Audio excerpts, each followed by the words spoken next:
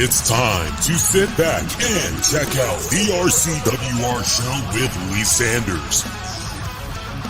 Get fun, in-depth coverage and analysis from the latest in professional wrestling in AEW, WWE, NWA, Impact Wrestling, or the world of entertainment. From hit TV shows to your favorite sports like the NBA or NFL. All things music, movies, and beyond, while trying to make sense of this crazy world we live in.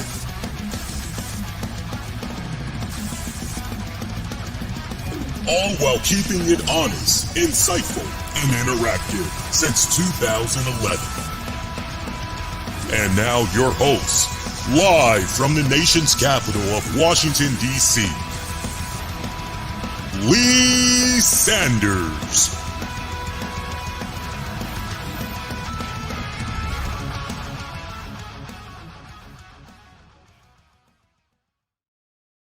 We're getting there. What's going on, kind people? Covering the latest in wrestling, entertainment, and beyond since 2011. You guys are checking out the new RCWR show. I think this is episode number 1010 that we're dropping for this Monday night of August 26, 2024. I made sure that your man rebooted the computer. I made sure that everything was on the up and up, nice and quiet, nice and low chill, making sure that I don't have any additional stuff running on the computer, because me and Tams, we tried to do a live episode at that of Wrestling with the Topics Sunday. Shout out if you guys were around. There was a decent amount of you guys that had popped up for the live stream, and there was just so many audio tech issues that was going on. Basically, the computer, long story short, it's starting to crap out. So, like, the sooner I can get this fixed and all that good stuff, the better.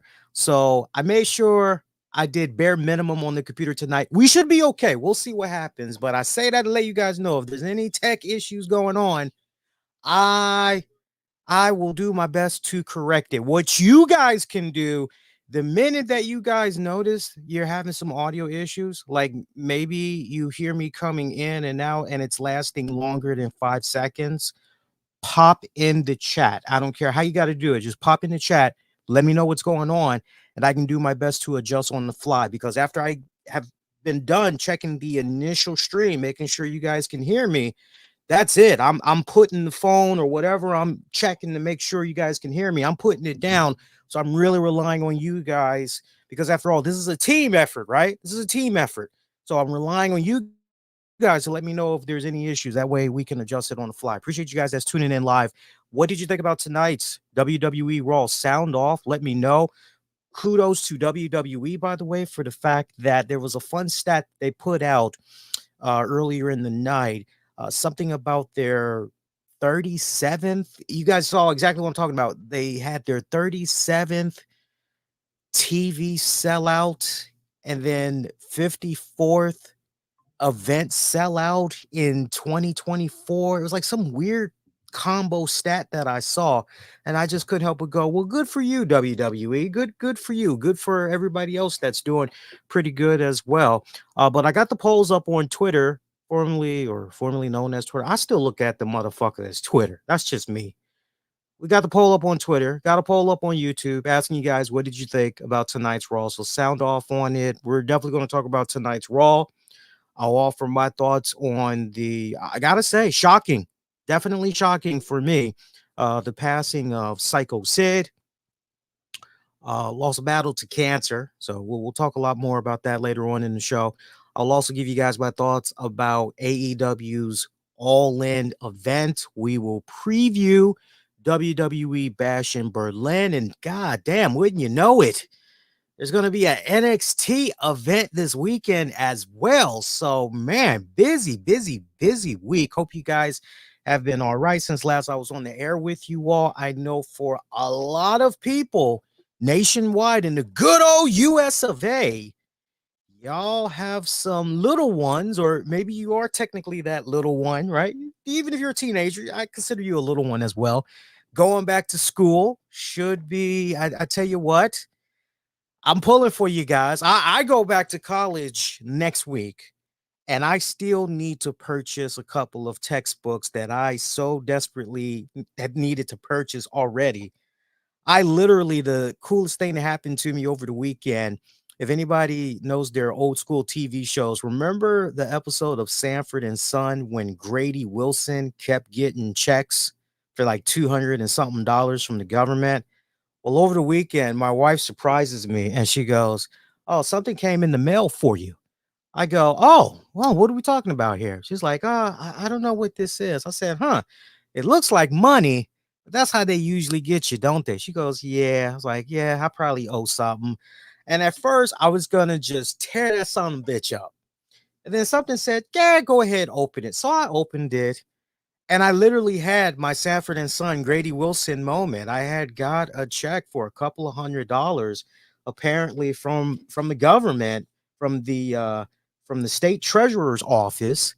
And I'm going, "Oh," and she's like, "What? It's actually money?" I'm like, "Yeah, it's actually money.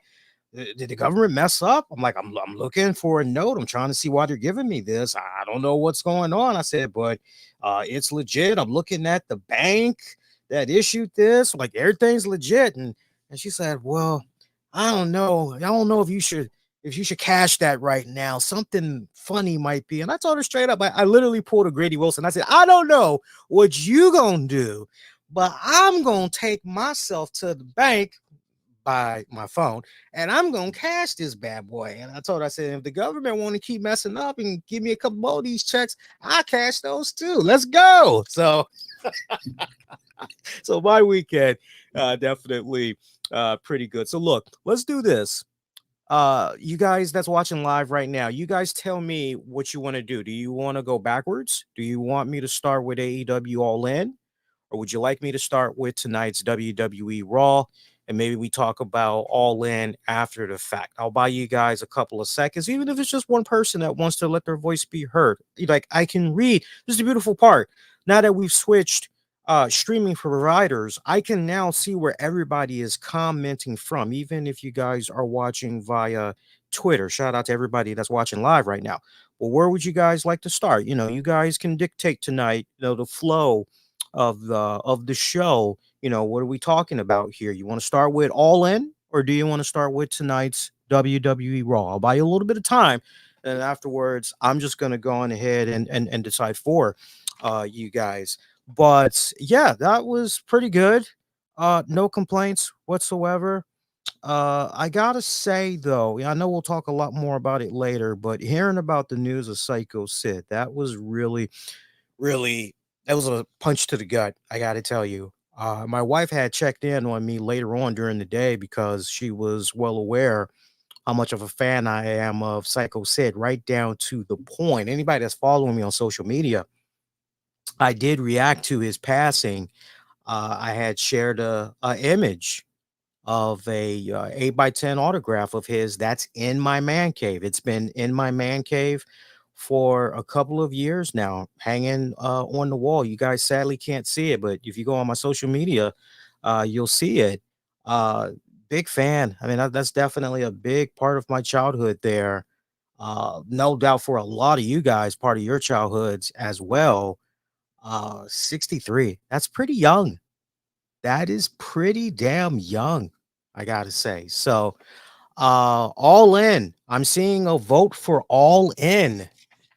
Do you guys are y'all okay with that? Y'all okay with me opening up the show with All In and then we talk about WWE Raw? Or do you want to there's one vote for All In.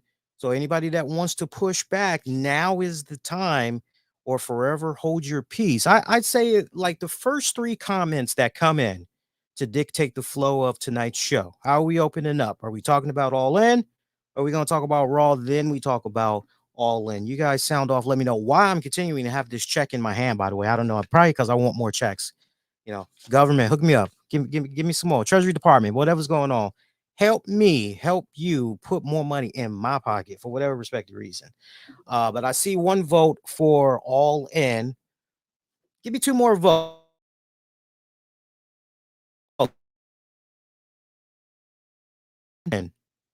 then I will definitely open up with All In. But we already got one vote for All In. But yeah, his picture's been hanging on my wall. I was thinking about it earlier today because my wife actually had checked in with me, make sure I was doing okay, because she knows how big of a fan I am of Psycho Sid. And she said, "Hey, just checking in. Did you hear what happened earlier?" And I said, Psycho Sid? She goes, "Yeah." I'm like, "Yeah, that freaking sucks." And she goes, "Yeah, yeah, I imagined you probably weren't feeling that." I said, "No, no, I definitely wasn't." 63 years old. I mean, let me tell you something. I was going to talk about him much later on during the show, but my God, some of my fondest memories as a wrestling fan involves Psycho Sid. It does, because when I was growing up, I even as a young kid in the 80s, I always gravitated towards the villains. Always did, from the Papa Shangos, the Head Shrinkers. I don't know what it was, but I just always found the bad guys much more fascinating than the good guys. While everybody was running around, oh, Hulk Hogan, real American. I mean, I thought he was okay, but I gravitated more towards Macho Man Randy Savage, Ultimate Warrior, Coco Beware, Junkyard Dog, Ted DiBiase, Virgil, Repo Man, the Mountie. I was into those kind of odd little knick-knack, but I definitely favored the bad guy and everything. Um, for me, coming out of the 80s and 90s, the greatest character wrestling wise to ever come out of those respected decades, I highlighted for sure Razor Ramon. And just me remembering how much of a big fan I was of, what was that, 1983's Scarface. And then to see years later how Scott Hall was able to basically take that movie adaptation and turn it into a real life character. I definitely was a fan of the Rockers, so to see the infamous betrayal, seeing Shawn Michaels take his career to even new heights, everything that became of him as the WWF World Heavyweight Champion, doing his thing there with Kevin Nash. Eventually, they break up, and Kevin Nash, takes the championship away from him.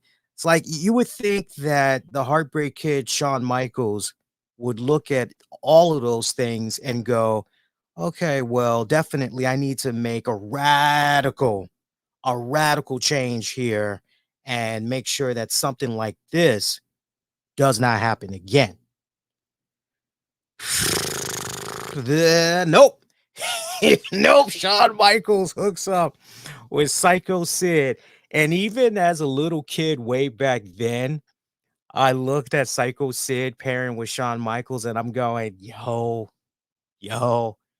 I don't trust, I don't trust Psycho Sid for shit. I don't trust Psycho Sid as far as I can spit. There is something diabolical going on here. And even way back then, having been greatly influenced by Scarface, I remember as a young kid going into my teenage years, looking at Psycho Sid and pulling a quote from Tony Montana going, "It's all in the eyes, Chico. Look in the eyes." I'm going, yo, Sean, this is a bad choice, yo. This gonna come back to bite you in the ass. Like, seriously, this gonna come back. And sure enough, 'cause I remember way back then, I used to watch the wrestling on the weekends. I used to watch it with my grandmother. God rest her soul. It's one of the coolest times. She actually was her and my aunt Patty. They were the two that really got me hooked into the wrestling. Grandma definitely started it off because when I was a way little youngin', I'd go to my grandmother's house on the weekends. I'd get there Friday nights, and for us, we had a local Fox affiliate in Chicago, Illinois, where the wrestling would come on. Man, back then, as a little pint, little run, I think the wrestling would come on around 10, 11 o'clock in the morning, sometimes noon. And then afterwards, there'd be some syndicated TV show that would be on. I couldn't tell you what it was at the time, but I remember my grandmother would always make sure that I was up. I had my breakfast. I was ready to go, and she'd be right there with her little snacks. We'd be watching the wrestling and everything. So one of my first fondest early memories of Psycho Sid definitely involves being right there, sitting alongside with my grandma. Fun times, man. But man, when Psycho Sid eventually turned on Shawn Michaels, like, it's so funny. All of my friends at that time, they were shocked, but I was not. I was like one of the few, the only that like, no, I saw this from Malloy. Like, I saw this coming. Like, and I didn't know back then. Like, okay, it's predetermined, and some of this stuff, beforehand, like advanced story. I didn't know any of that stuff. I just went with my gut instincts back then, and I just said something's not right here with this guy. Like, he looks like he is odd. And I couldn't put the words together back then, but I'm sure a lot of people that felt how I felt back then, that were that young, as you got older, as we all got older, we look back on that time with Psycho Sid, and we now go, yeah, there was a look of disturbance. There was a look of intensity. There was a look of insanity when you stared into the eyes long enough of freaking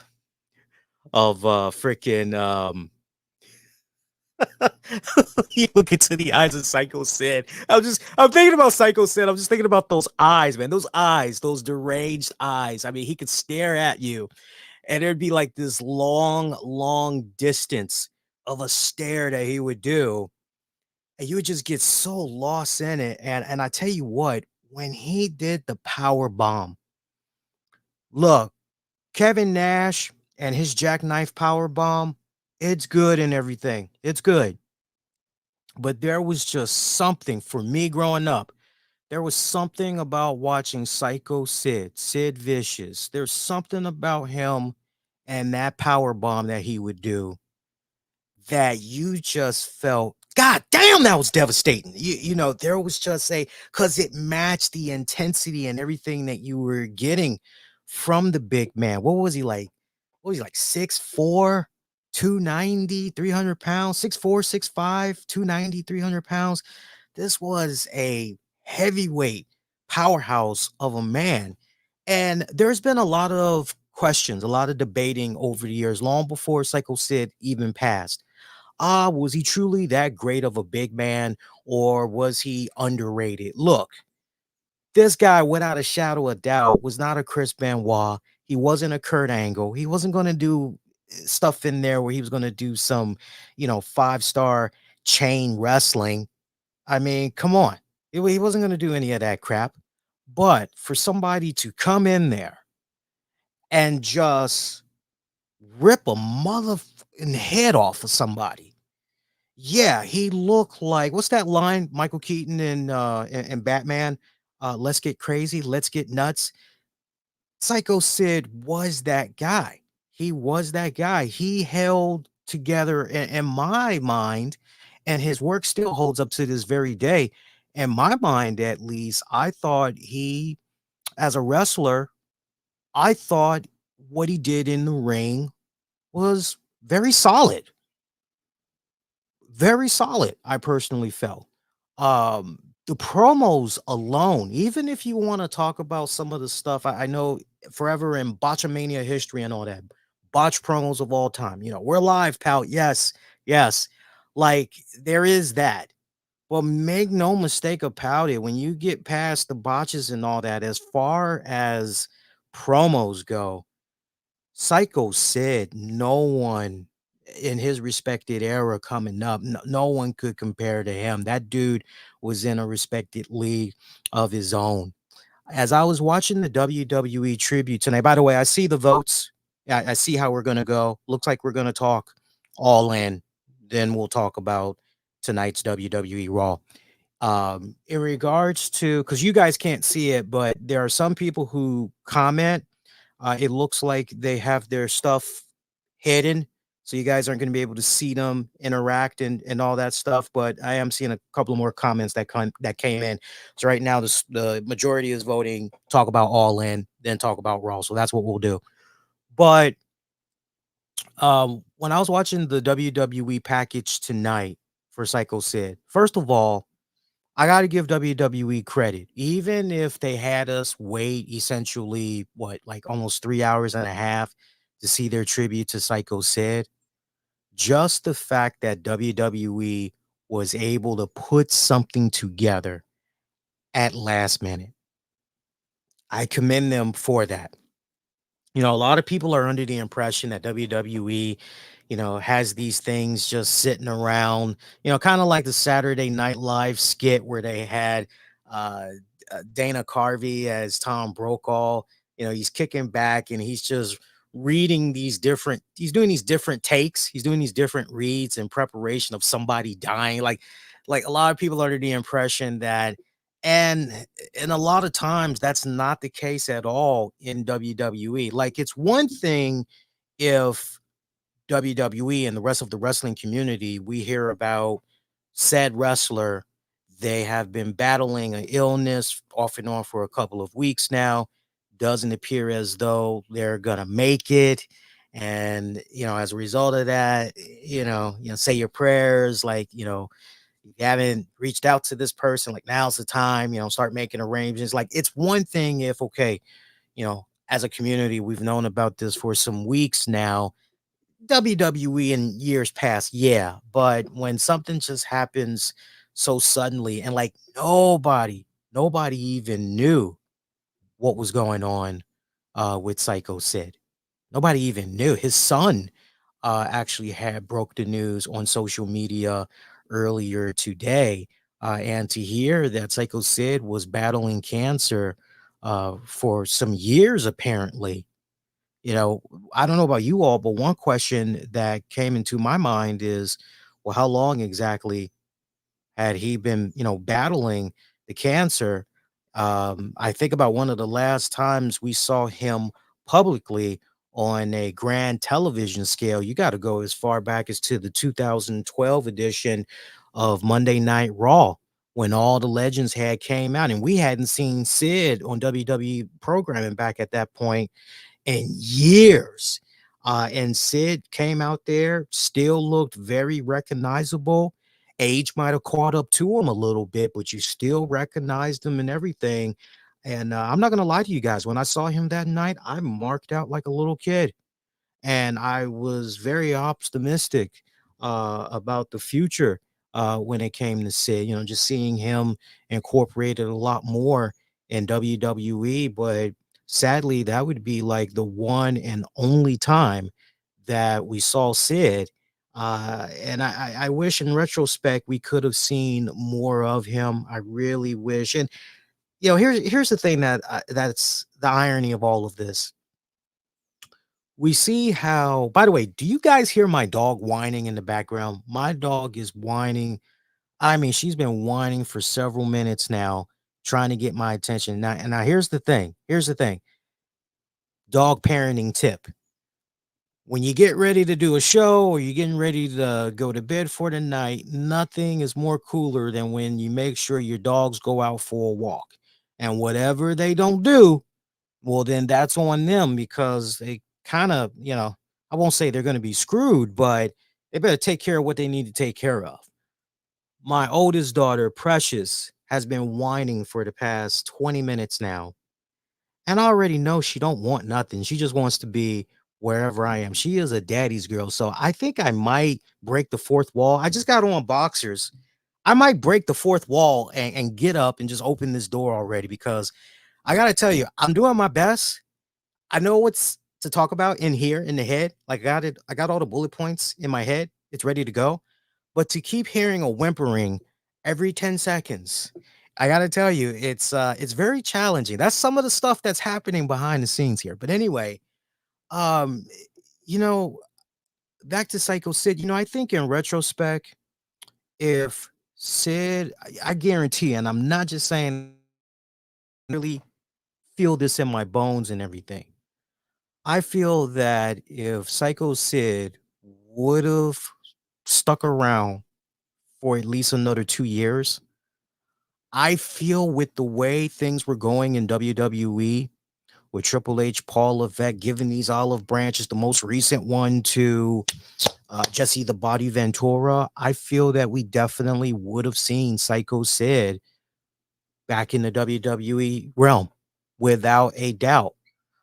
So it's it sucks. It sucks that he passed and we weren't able to, you know, forever. That makes that 2012 appearance that he made for me as a big Psycho Sid fan. It makes it that more impactful, meaningful, sentimental, and everything. Because it's like this is absolutely the last time we saw him. Returning to WWE and everything. But it was a great video package that they put together. One thing I do want to point out, however, and I really wish just to break the ice a little bit between Michael Cole, Corey Graves, somebody would have mentioned this, but one thing about Psycho Sid that is not highlighted, and Psycho Sid fans know about this. Psycho Sid loved his softball, did he not? He loved his softball. Man, if you were somebody that had signed Psycho Sid to do a virtual signing or come to New Jersey for some event that you were having and basically people were gonna be able to participate in a meet and greet with Psycho Sid, you better pray that date held up. You better pray that date held up because you could be boosting all you want that I got Psycho Sid. Yeah, Psycho Sid gonna be coming to my joint, yo. Yeah, man, we gonna have a good time. All these people gonna be coming in, and I'm just picturing the vendors. Oh yeah, man. They just counting that money off and everything. Gonna be good. You better pray that joint holds up because man, if softball season's in effect, baseball season's in effect, depending on what's going down, Psycho Sid may end up canceling that joint. And I hope Rob Feinstein of Signed by Superstars, I hope he shares the story, but there's an infamous one that comes to my mind where Psycho Sid was supposed to do something with Rob Feinstein. And it got closer and closer to the event. Hey, yo, I BS you not. Sid pulled out of that bitch. Sid pulled out of that bitch. Rob was mad. He tried to handle it as delicate as possible, as professional as possible. But you could tell in his post that Rob was mad. And apparently he did the same thing to a couple. Oh my God. I can't take it anymore. I can't take it anymore. I gotta break the fourth wall. Like newsflash, people. If you don't know by now that some of your favorite podcasters are doing their joints in their pajamas or boxers, like I don't know what to tell you. I'm gonna just open this door. So you're gonna hear a brief couple of seconds. I'm just gonna open this door so this damn dog of mine can see what I'm doing so she don't feel totally neglected and left out and all that other good stuff. Oh my God. Hey, don't bark now. Don't bark now. Don't bark now. Jesus Christ. All right, now she's got no excuse.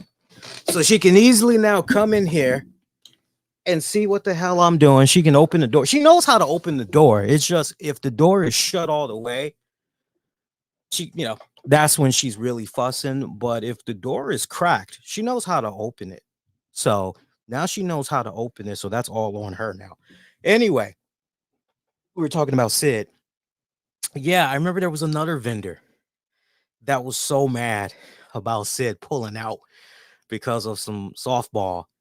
And like I remember when they were trying to badmouth Sid, it was on Facebook. And this wasn't even Rob. Like Rob took the high road, but there was like another vendor that I remember that tried to bury the hell out of Psycho Sid.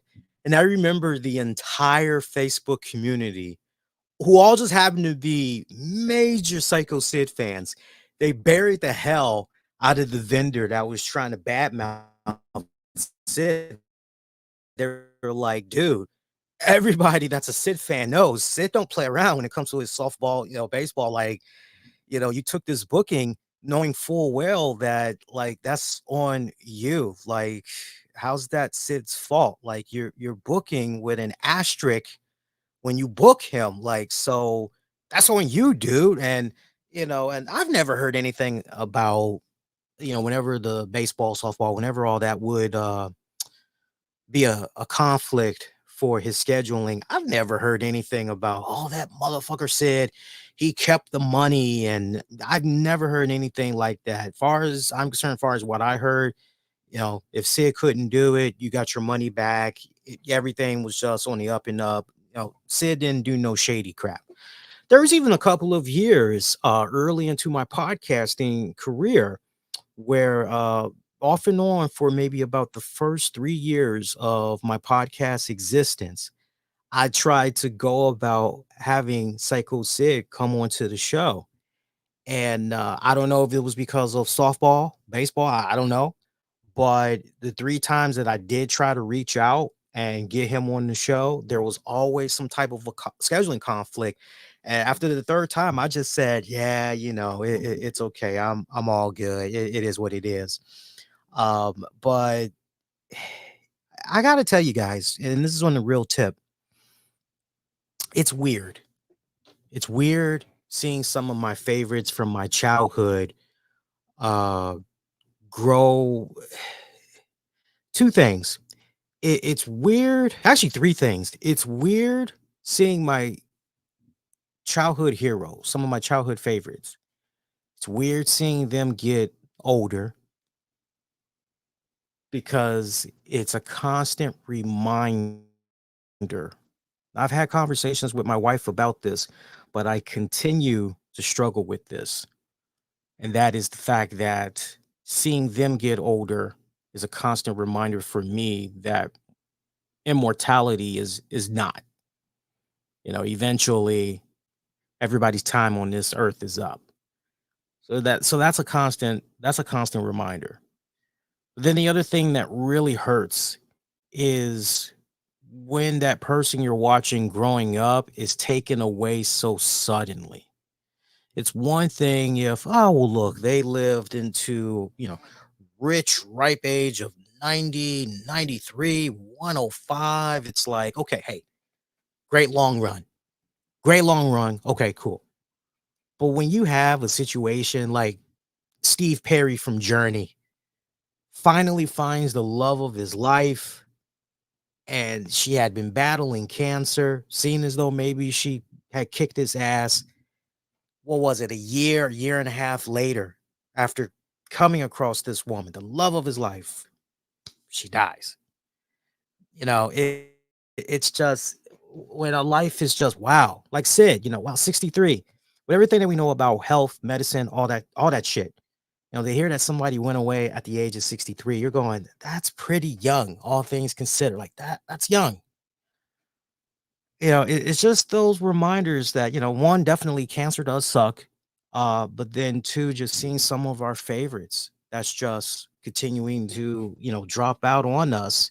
It's sad. So I definitely want to offer my thoughts, my prayers, my condolences, fans, family, friends of Psycho Sid. I cannot personally wait to hear fun stories that maybe Dutch Mantel might be able to share.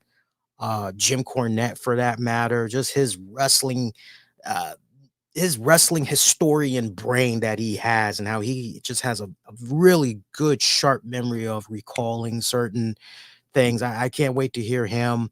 Bruce Pritchard, for that matter. I know a big bulk of all the major highlights from Sid's career in WWE. Bruce Pritchard, was there for it and everything.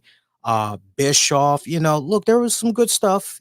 Sid's run in WCW. I'd love to hear what Bischoff has to say. I'm looking forward to, learning more about the man that hasn't been discussed already. Kind of one of those tell us something uh, we don't know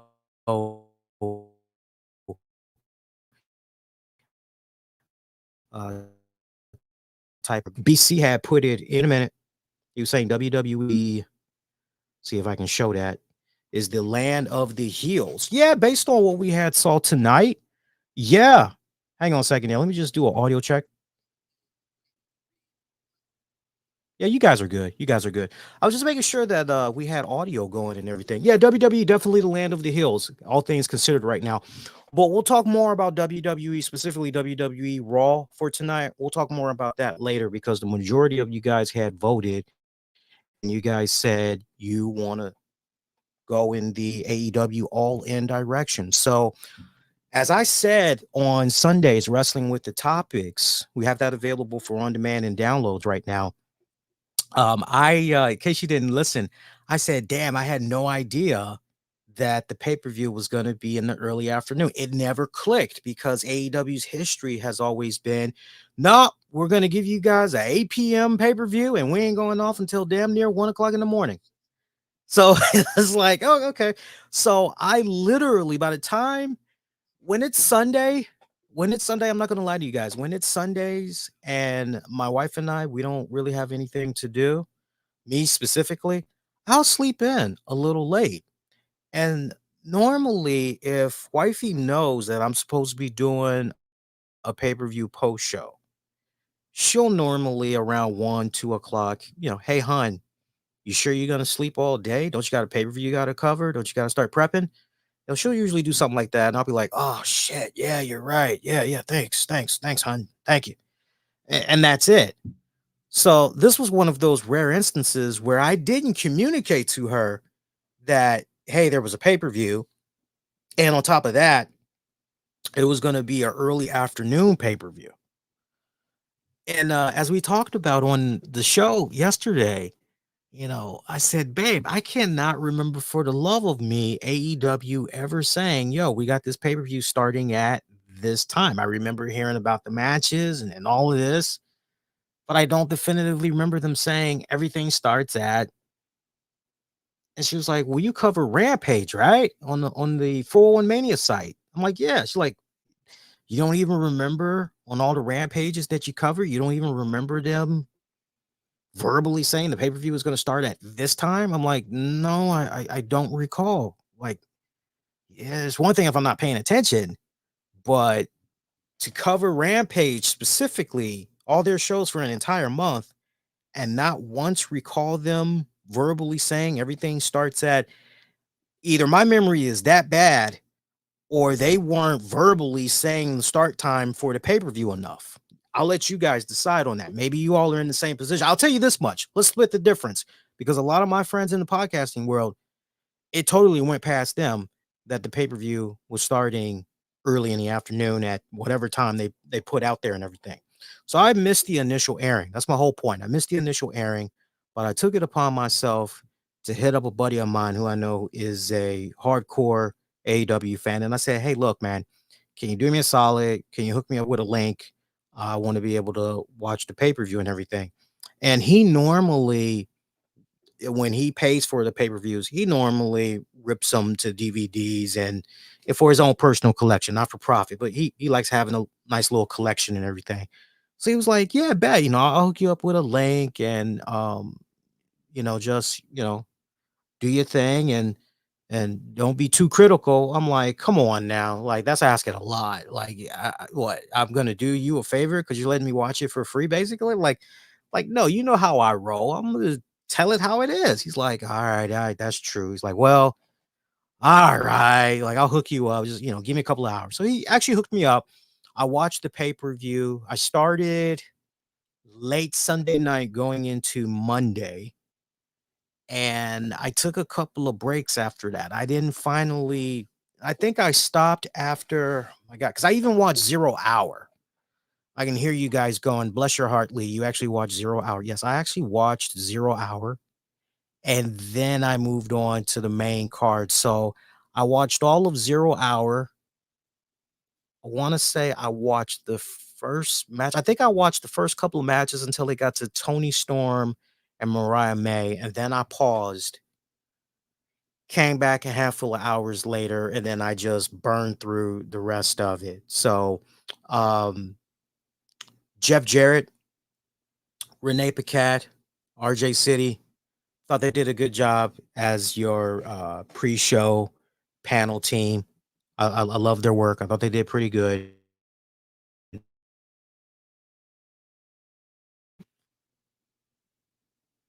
Hearing a weird noise. Hang on, hang on. You guys still got audio? Hang on.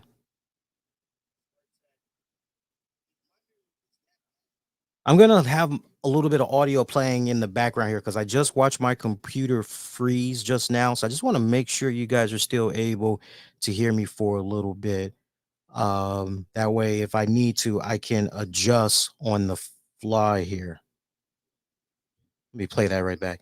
Sadly, what I'm watching right now on the phone, there's a delay. It looks like by about, I would say, 60 to 90 seconds.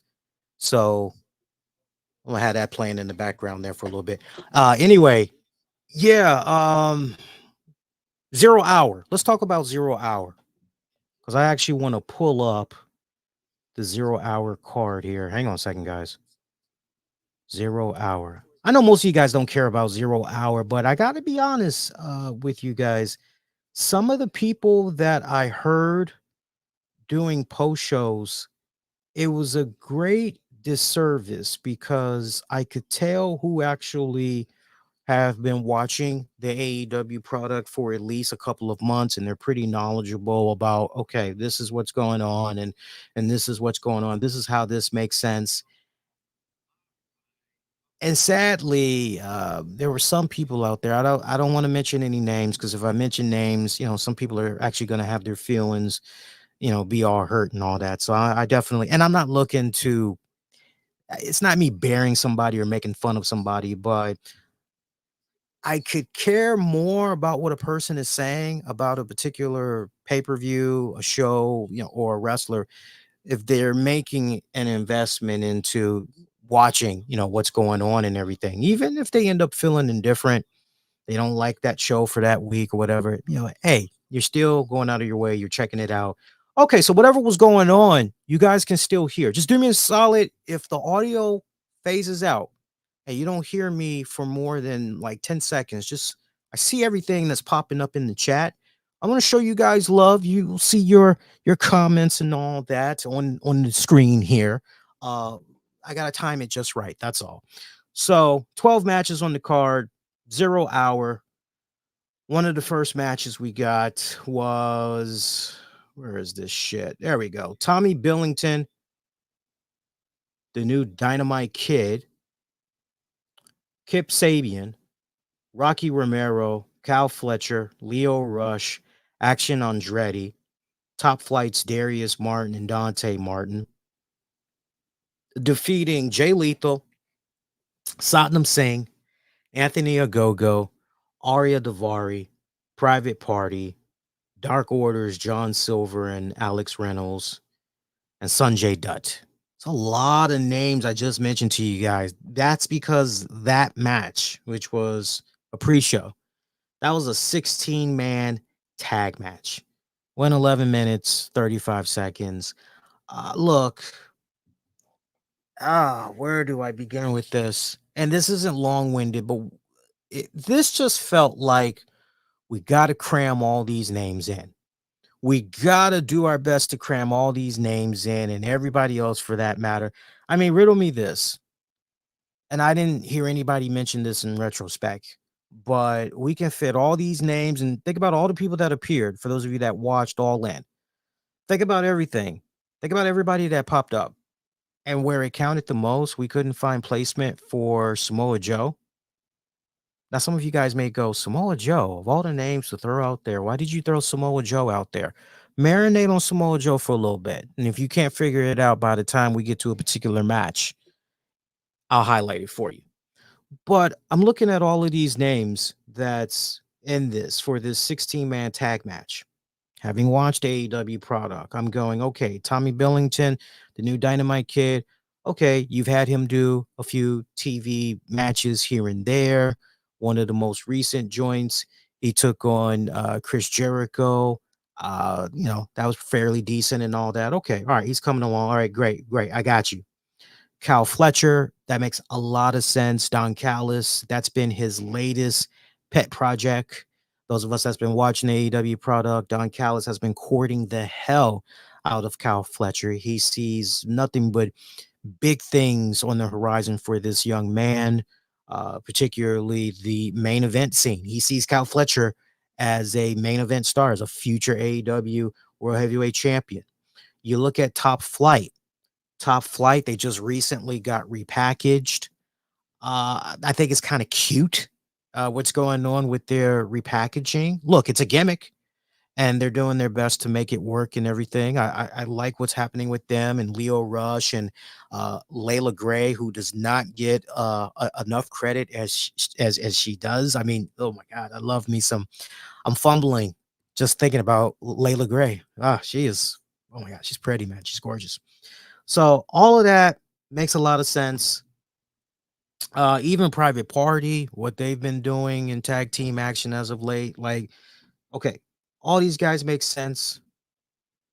Dark Order, I can't really comment on Dark Order because I've missed quite a few Collision episodes and Dynamite episodes. But I know one of the last times I saw Dark Order, they pretty much were saying, yo, no more Mr. Nice Guy. Like, we don't care who you are. We're going to kick your ass. We're rightfully going to try to take what's ours. So I'm assuming maybe that's the whole thing that they're still going with. Everybody else, as far as I'm concerned, it's like, okay, you're really not needed in this tag match. But yeah, sure, go ahead. Let's do this 16-man tag match. Sure. I could have given a damn more about this tag match if it would have been a case where they said, hey, look, whoever the final 4 teams are that come out of this, they are going to be taking on each other on this coming week's AEW Dynamite, because we're going to try to figure out who's going to be the new challengers that will take on the AEW World Tag Team Champions. Like, give me some type of what's the word I'm looking for? Motivation here. Give me some type of, where's the carrot? I always say, and I've said this for years, what's the carrot that you're dangling over my head? What's the incentive for making me want to give a damn about this? So the fact that we just had all these jumbos out here, right? Just a bunch of jumbo hot dogs on the grill, ain't enough buns to put all of them in, right? It was just, I just thought it was rather pointless. Willow Nightingale, Ishii defeating Chris Statlander and Stokely Hathaway. 8 minutes, 10 seconds. Remember, this was a mixed tag team match. Stipulations very high. No, I'm kidding. There were stipulations in this match, though. The stipulations was plain and simple, which was whoever was the winning team, basically the match for Willow versus Statlander, the stipulation and all that involved, it would whoever won that, they could decide what that stipulation would be for the CMLL's Women's World Championship match between Nightingale and Statlander at All Out. Okay, so we can, right? Kind of hard to wrap your brain around a little bit, right? But just stay with me because I know this is kind of confusing. So we can give an incentive for a upcoming match out of Nightingale Statlander in this mixed tag match, but we couldn't put some type of an incentive in that 16-man tag match. Okay, all right, whatever. Honestly, I'm surprised that this mixed tag match did not end sooner. They tried to stretch this out for as long as possible because you just knew that once Stokely Hathaway would get tagged, you just knew that it pretty much would be over. So the fact that it was extended for as long as it was, that's the thing that I found the most hilarious. Last pre-show matchup for the card, the Von Erichs. And for those that are not aware, and look, I'm not busting anybody's balls here. I don't need anybody to get their feelings all butt hurt and all that. But yes, the Von Erichs, they have been involved with AEW/ROH. What would you guys say now for about maybe two plus months on the regular? They are the current ROH Trios champions, if I'm not mistaken. I think they share a title with, is it Dustin Rhodes? I think they share a championship with Dustin Rhodes. I can actually look right now just to make sure I'm on point here. Yeah. They share the ROH World 6-Man Tag Team Championships currently with Dustin Rhodes. I am like many of you guys out there, especially my friends in the podcasting world, just looking at the Von Erichs. It's on the one hand, you're happy that, okay, they can't be seen on weekly television. Where I push back a little bit is the fact that, wait a minute, you've got access to the Von Erichs, and we're not seeing the Von Erichs on television weekly. We essentially have them mainly hiding behind a paywall. No fair, no fair at all. So hopefully that will change in the coming weeks if it hasn't already. I got to put an asterisk by myself because I'm not watching Collision. I'm not watching Dynamite like that on the regular. I can't tell you this much. The past few Dynamites I have watched, I ain't seen no Von Erichs.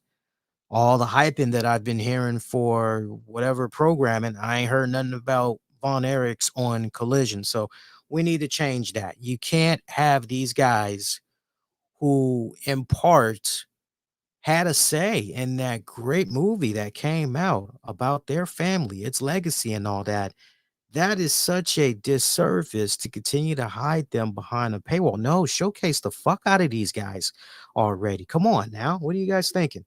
But anyway, Von Erichs teaming up with Sammy Guevara and Shibata and Dustin Rhodes, defeating the Undisputed Kingdoms, Matt Taven, Mike Bennett, Cage of Agony, more like Pains of Agony, Brian Cage, Bishop Khan, Toa Leona.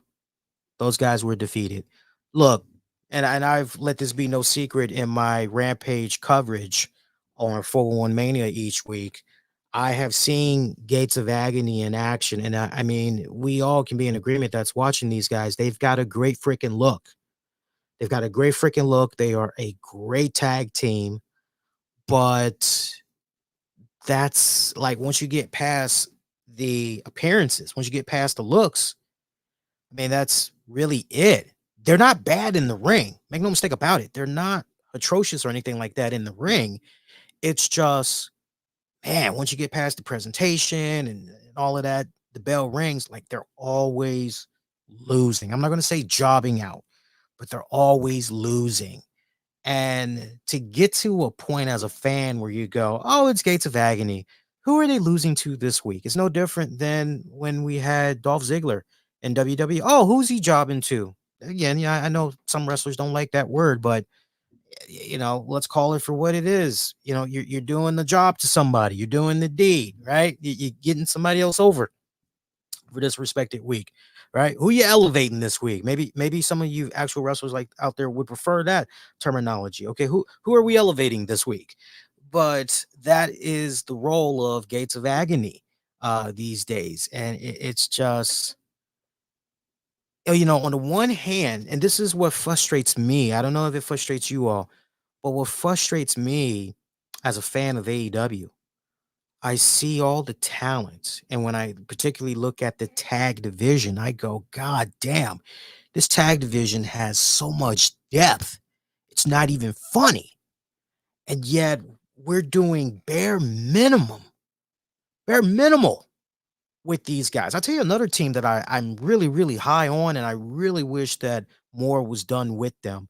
The Outrunners. Shout out to anybody that had saw the Outrunners Von Erichs match on this past Friday's Rampage. That was such a nice freaking throwback to the 80s, 80s wrestling and everything. It really, really was. But yeah, I'm looking at certain tag teams and I'm going, you got the depth without a doubt. You got the talent.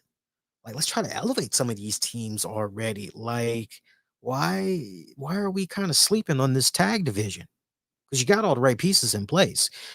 By the way, to see Brian Cage and Sammy Guevara wearing Wolverine costumes, I did a double take when I was watching this in real time, and I rewinded it back because I was going, wait a minute.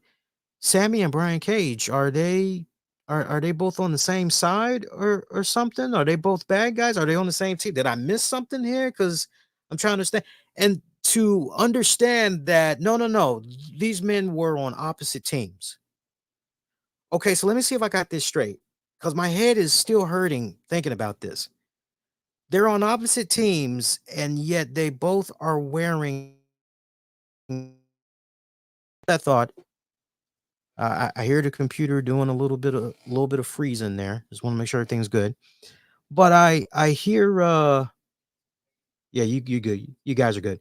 But I'm seeing Brian Cage and Sammy Guevara wearing the same yellow, black, blue colors style of Wolverine. Oh, I can't tell you how infuriating that was. Why is that a big deal, Lee? Because there used to be this tradition back in the day. And I see that this tradition has pretty much gone out the window. I don't know if it's just an AEW thing or if it's really like this just throughout all the promotions. But I remember there used to be a time where if a wrestler wore a specific set of colors, whoever their opponent was for that night, whoever was standing across from them in that ring, okay, this is what they're wearing. Okay. All right. I gotta make okay. Yeah, I got something. Don't worry. Yeah, yeah. You doing black, silver, a little bit of yeah, okay, yeah. I'll do the ops. Yeah, I got something. I got something. Don't worry about it. I got it. Like where whoever was putting this match together, where was that executive decision? Wait a minute. Brian Cage is known, and anybody that has followed the career of Brian Cage knows Brian Cage is a big comic book fan. Brian Cage loves him some Wolverine. Brian Cage has dubbed himself as the Terminator and all that other stuff. Brian Cage loves that particular era of Wolverine with the whole Weapon X, project and everything. Like that's his stick. That's his. Don't fuck with that. That's him. Where was that executive that saw Brian Cage and Sammy Guevara and what they were wearing and just go, no, no, no, no, no. We can't have this. I don't care whose feelings got to get hurt, but Sammy G wouldn't have liked my black ass because I would have been like, yo, you're infringing on what he does. Like, that's his stuff. He's the Weapon X guy. He's the Wolverine guy. He's the comic guy. You need to go find something else to wear. You better go hit up your baby mama and see if you can, find some lace panties or something, but you ain't gonna be coming now pushing what Brian Cage pushing. No, that ain't happening. That ain't happening. Wear a balloon covering up your butt crack and your crotch. You gonna have to wear something else. It's gonna be something else. You ain't wearing that. You ain't got nothing else to wear? Well, we'll just do some type. Okay, tell you what, go put some jeans on or something. Put some sweatpants on or something. We gonna figure something out. You gonna do this match. Get this payday, boy. Stop faking. Right?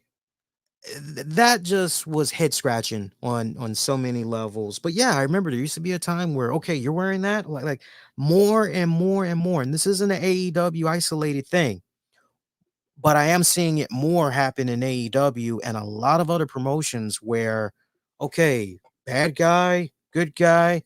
Oh, they're wearing the same goddamn color scheme. Oh, this blah blah blah theme. This person is also wearing that same theme. Headache. Headache. Actual pay-per-view. Pac, Blackpool Combat Club.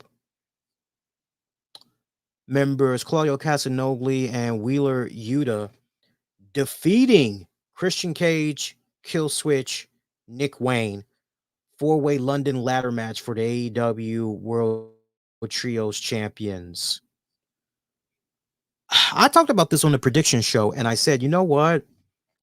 I would like to see two things come out of this match. If you guys had listened to that portion of the show, I said one thing I would like to see happen is we get a new set of tag champions. And I even went on record and I said I would love to see Pac and the Blackpool Combat Club. But if it were to go to House of Black, I almost forgot there were other tag teams in this. You had Bang Bang Gang and you had House of Black that was in there as well. Again, it was a four-way London ladder match for the AEW World Trios Championships. But I had even said, look, if it doesn't go to the Blackpool Combat Club, if it were to go to House of Black, I'd be okay with that as well. But I definitely want to see some new tag team champions get crowned. And on top of that, I'd love to see Christian Cage come from out of this, pulling the whole blame game on poor Kill Switch there. Mission accomplished. I mean, everything I felt went totally right the way this match was laid out. I really didn't think that, as pretty as she looks, I really did not think that Nick Wayne's mom was needed. I felt that was her participation in this. I felt it was overbooked. I felt it was overbooked, totally unnecessary.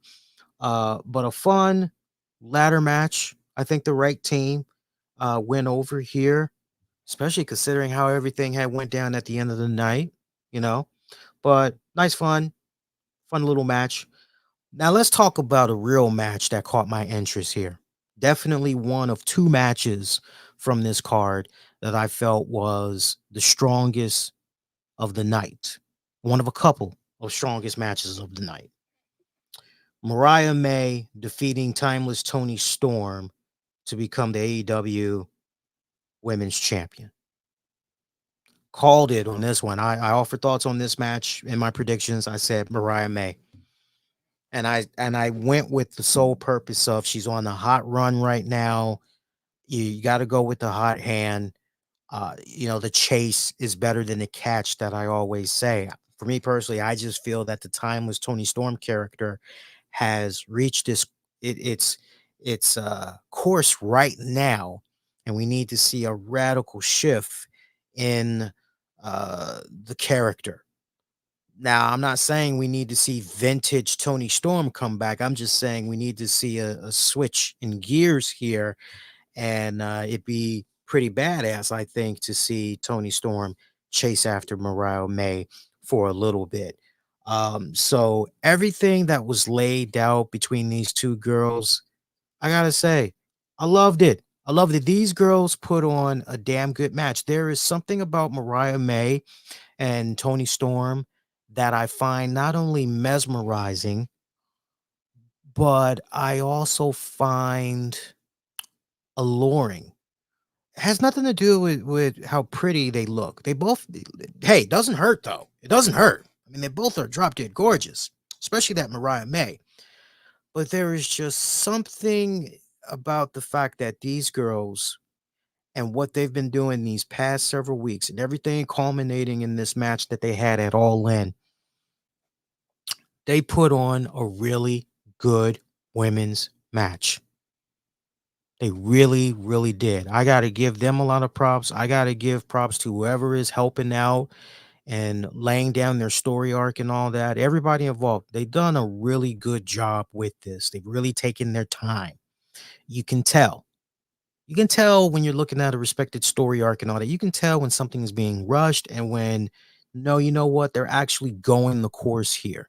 And they did it right going into this match. I could continue to watch Mariah May and Tony Storm have a match for the next 6-7 weeks and not complain about it.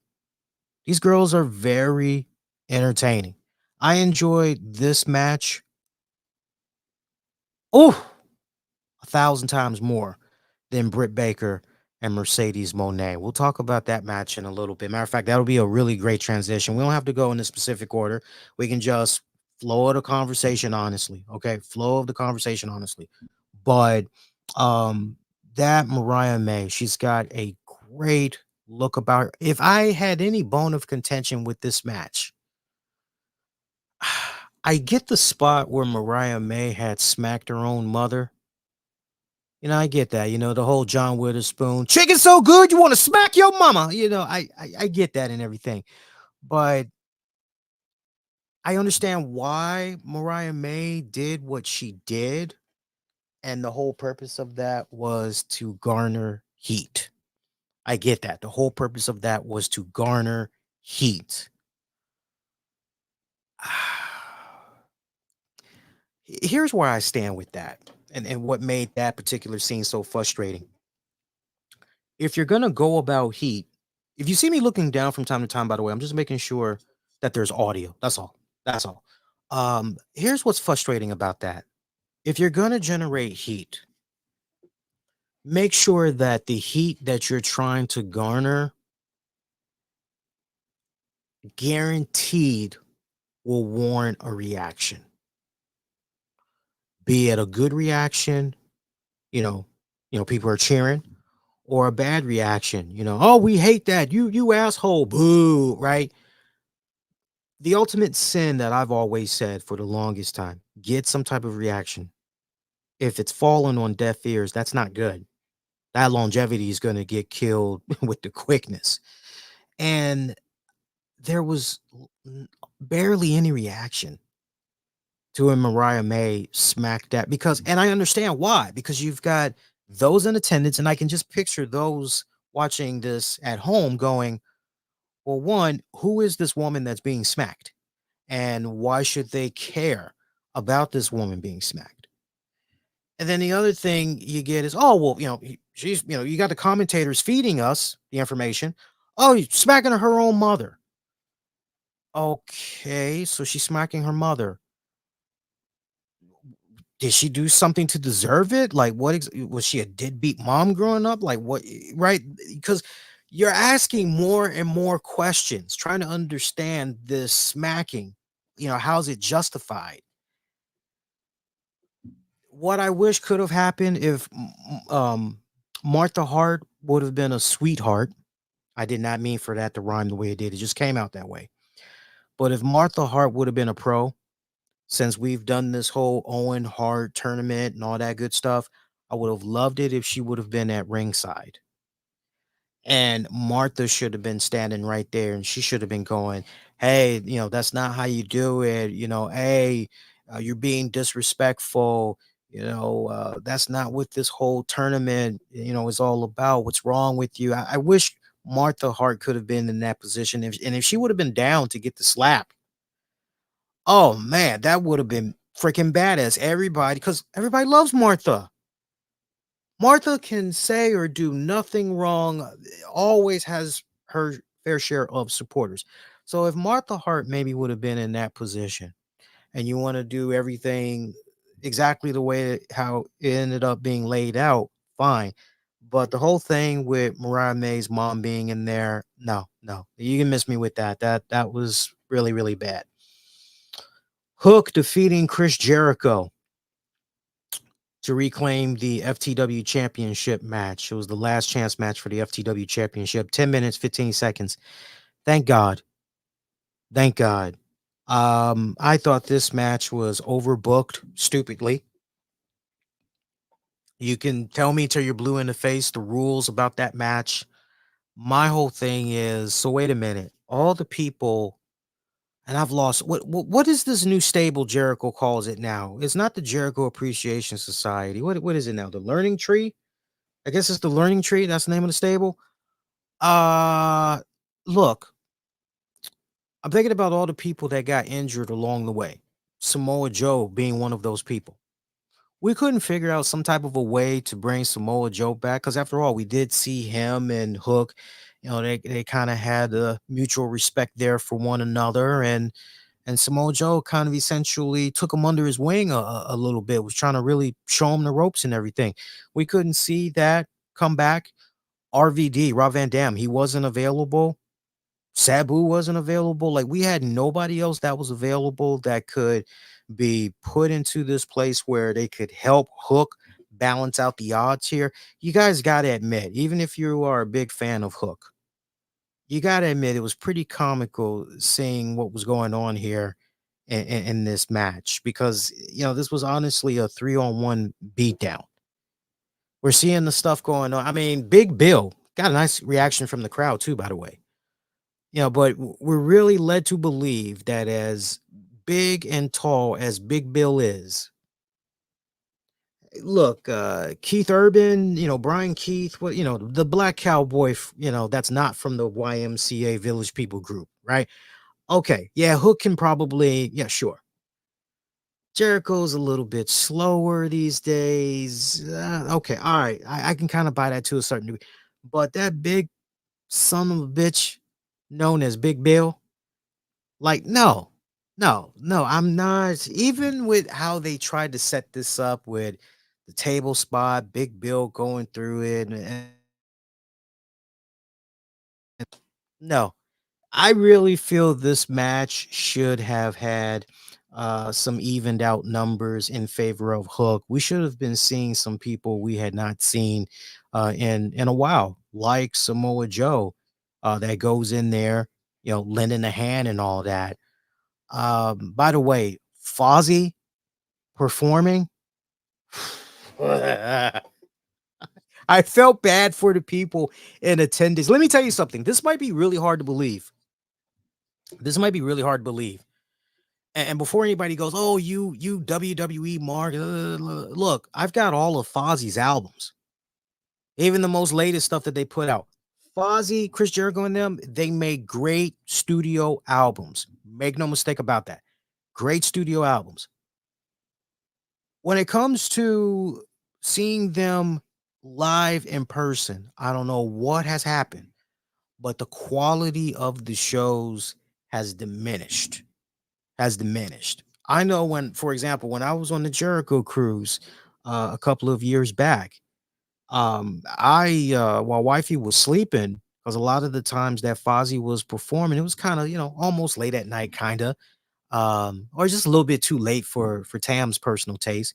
She would call it a night, and I'd be chilling up in the upper decks. I'm watching Fozzy and everything, and then I'd come a couple of hours later. I would go to the lower levels and see them as quarantine, and it was actually good.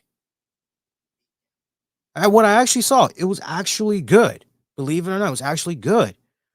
What I've been seeing, I would say the past 3 years, anytime I've seen some type of a live clip with Jericho singing, it's just it's gotten bad. It's gotten bad. Some would say it's gotten worse. Some would say it's always been worse. But I just chuckled at that, seeing Fozzy out there. It's like, okay, I get this. I get what you're doing. You're making an argument here that, hey, you were able to perform in front of a crowd at the Wembley Arena. Like, I get what's going on here. Like, don't hustle the hustler. Like, I know that side of the coin very well. I know the playbook very well. Okay. I get it. I get it. We got to figure out some type of way to have Fozzy out there. Like, I get it.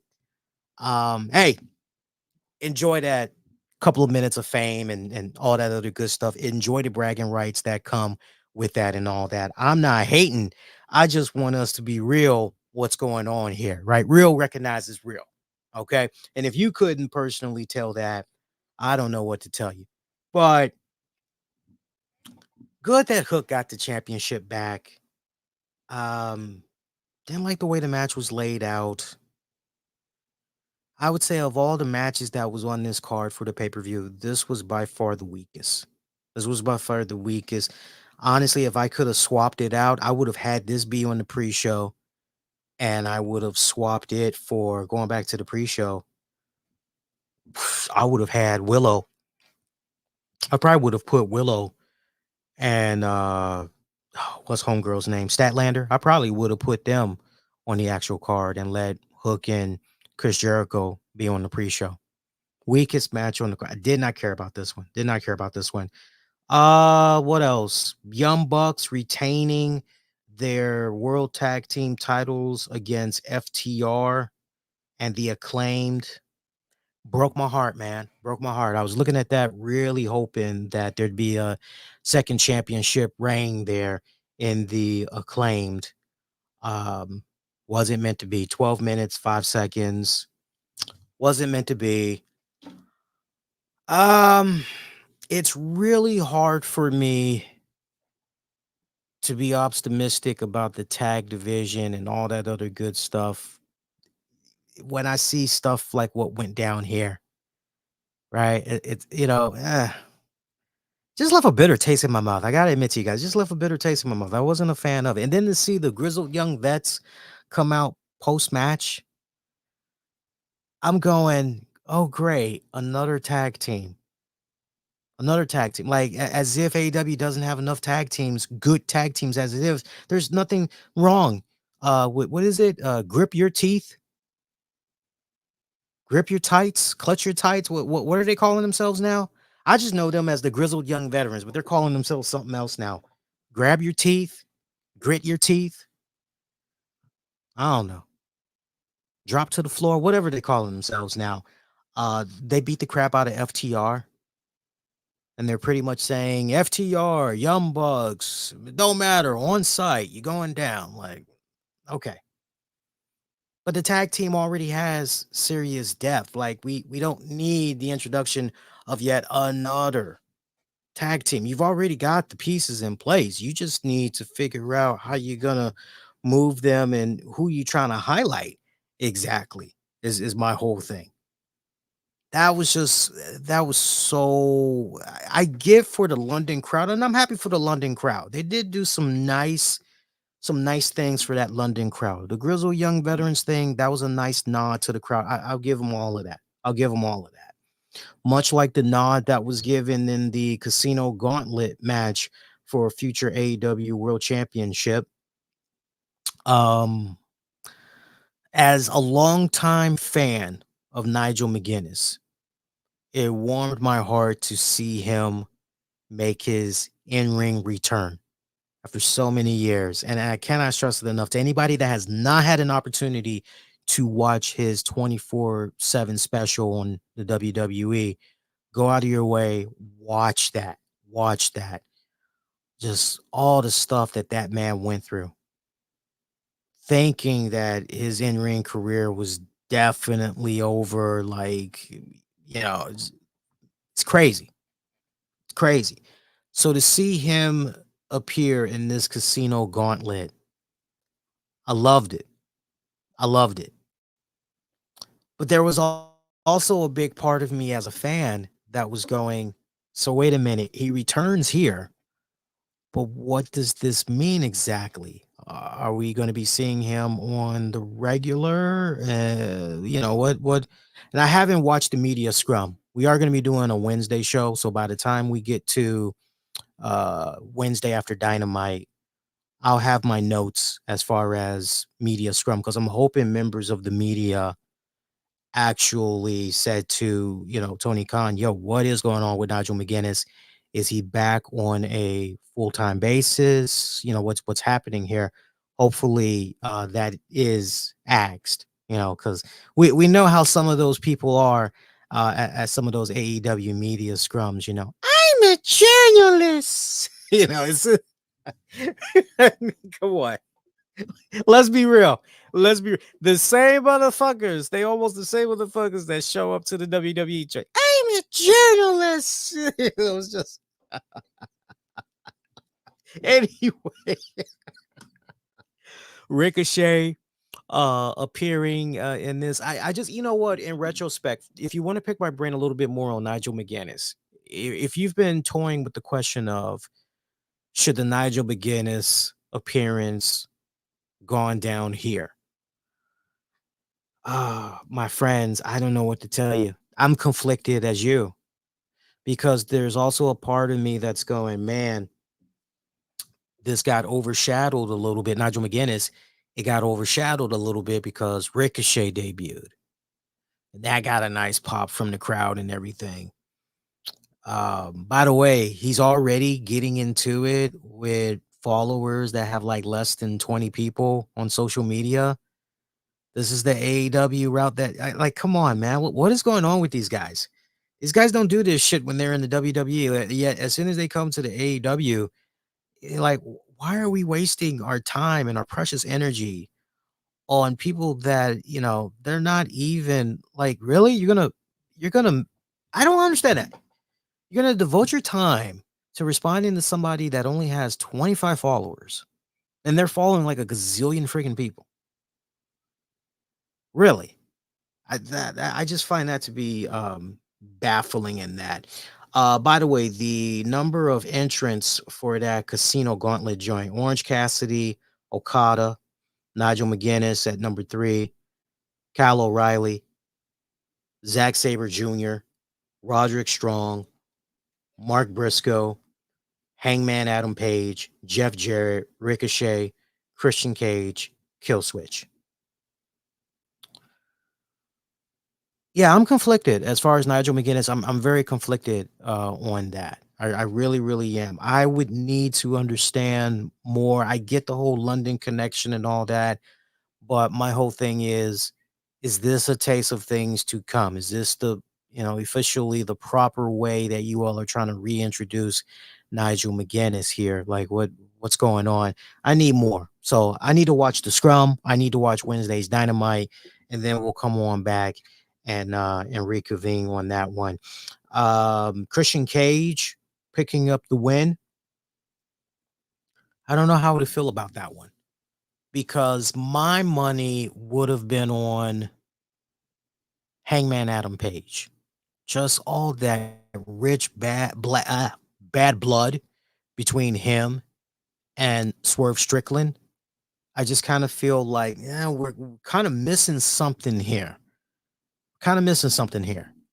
But we're gonna go to Christian Cage route. Look, I fucking love the work of Christian Cage.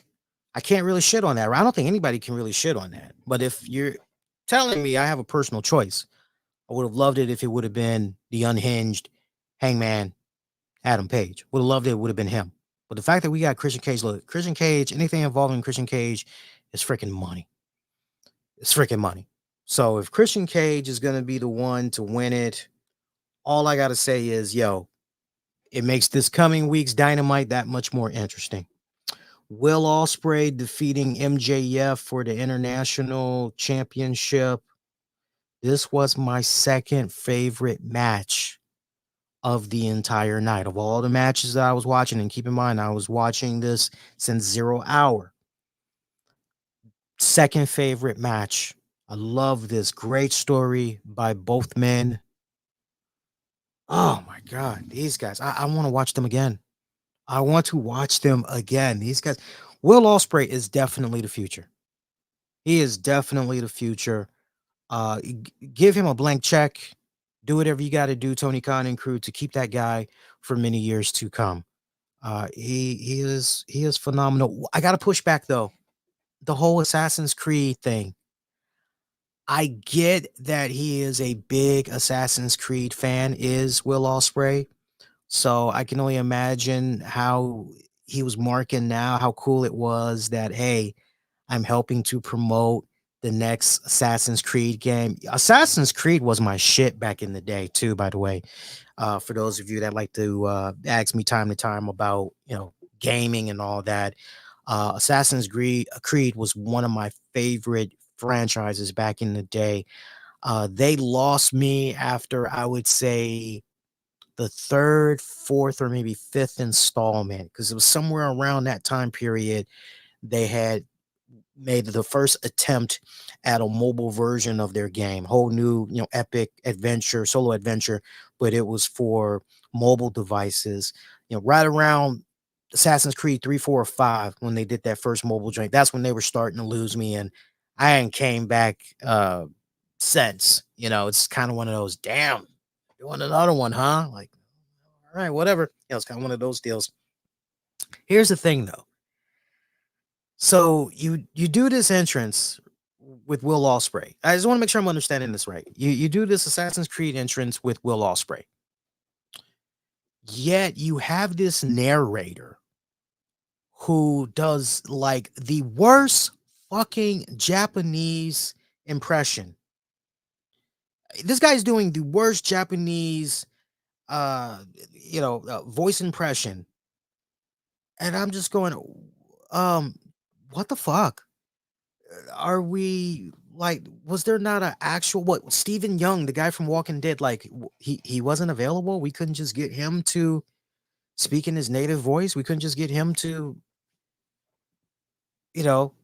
we couldn't actually get somebody that is Japanese to lay down some vocals?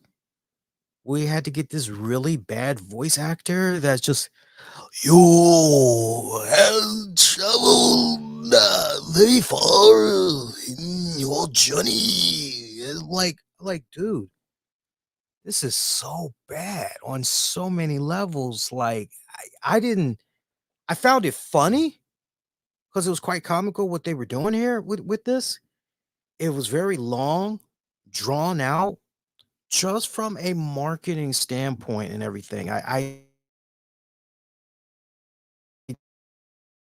standpoint and everything. I'm looking at this. I'm going, who said this was okay?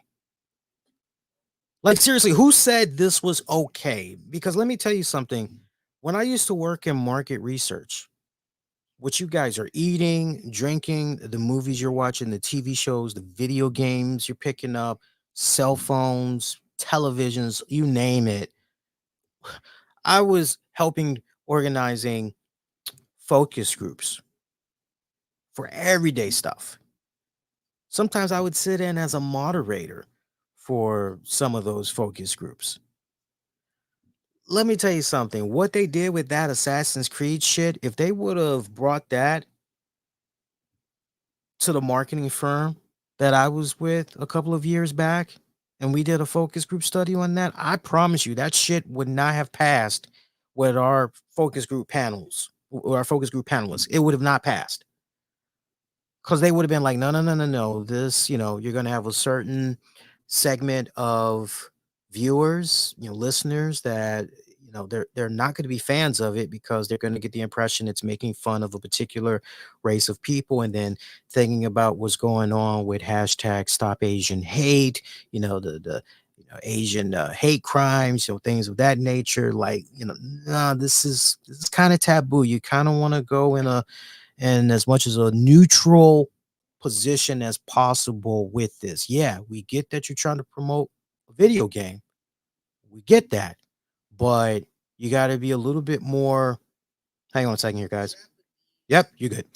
You got to be a little bit more, strategic about this. So I looked at that whole segment as nothing more than a big old mockery to a race, a particular race of people. And I know that's not what AEW and Square Onyx was trying to. I'm assuming Square Onyx is still behind Assassin's Creed. If not, let me know who it is. But it was poorly executed. And then furthermore, I'm looking at the dancers. Love that cute little blonde that kind of look like Ivy now a little bit. She's the main one that's doing all these flips and shit. And I'm going, okay, that's kind of like oh my God, it's kind of like a contradiction here, right? Because you're thinking about Will Ospreay and how this man is able to defy the odds, gravity, and all that with all these great, cool moves that he's able to do, right? We're looking at these men and women that perform in that ring as larger than life characters and everything. Yet here we have this woman and the rest of these dancers. They're doing all these cool high kicks, flips, and shit. And you're going, God, they're almost as good as the flippity doo-dah shit that I see in AEW or this other promotion every single week. Maybe we should sign them to a contract too. Wasn't a fan of all that stuff that I had saw, but putting all those theatrics to the side, the match itself, my favorite match of the night. I dare say, in my book at least, a match of the year candidate. Will Ospreay defeating MJF to become your new AEW Intercontinental Champion.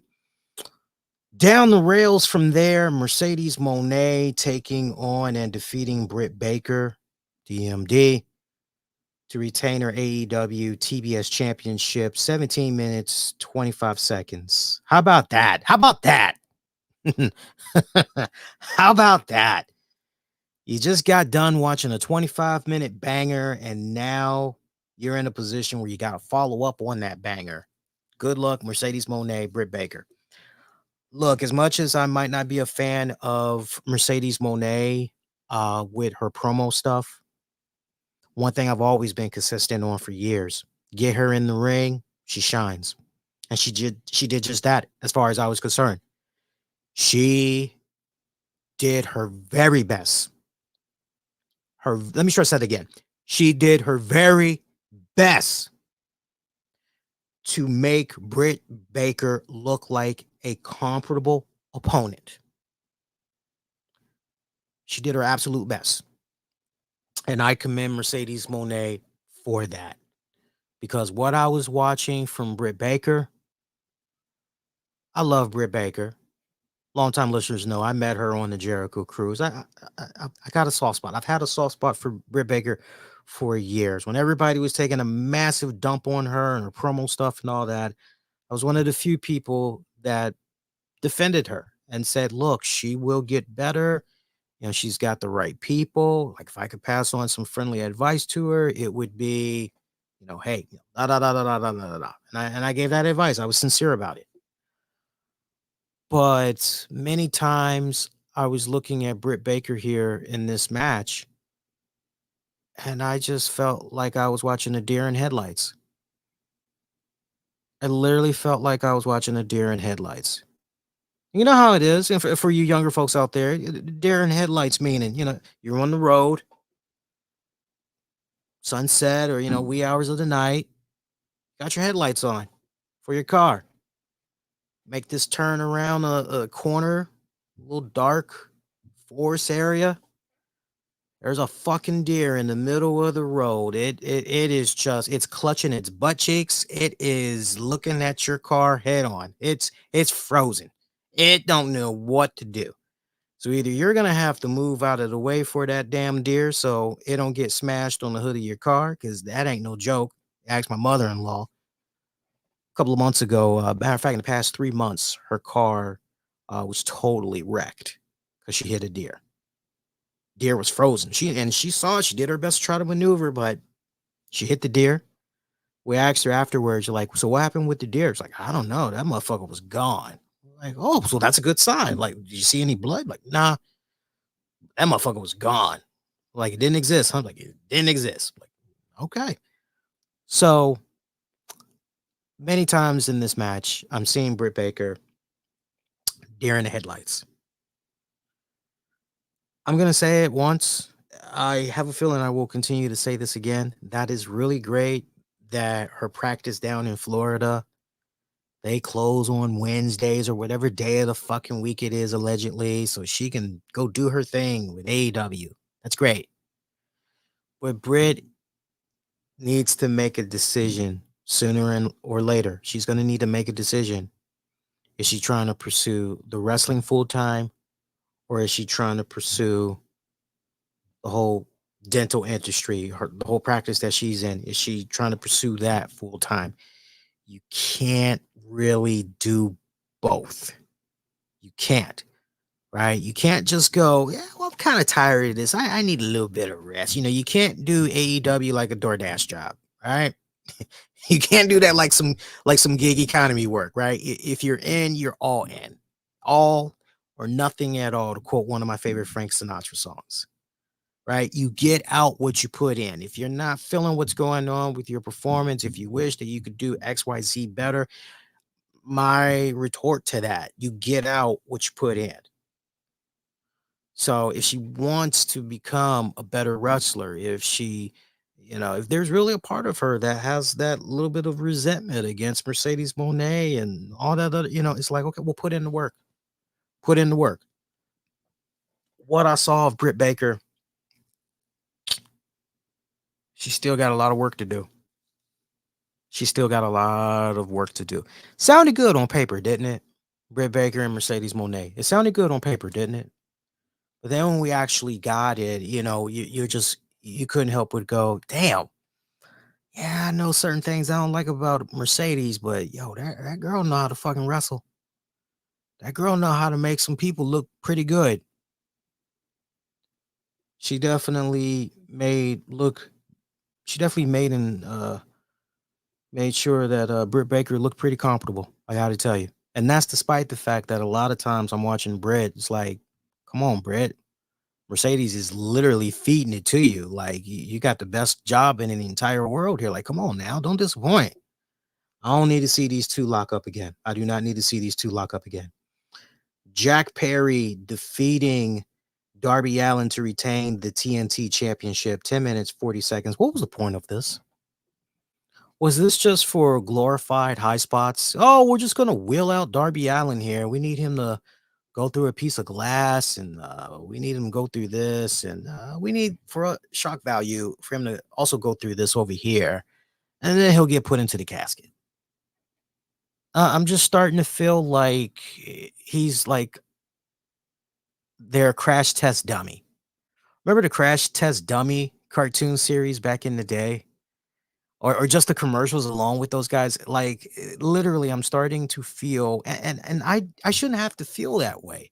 No Darby Allin fan should feel that way because Darby Allin is a fucking great wrestler when he wants to, and you don't have to do this silly ass theatrical, stunt dogs. You don't have to do that shit. When you get Darby Allin in there, okay, dude, just fucking wrestle. Dude is a sight to enjoy. I sincerely mean that. I really, really wish, this just could have been for what it was worth. Just, a straight up coffin match, straight up, match.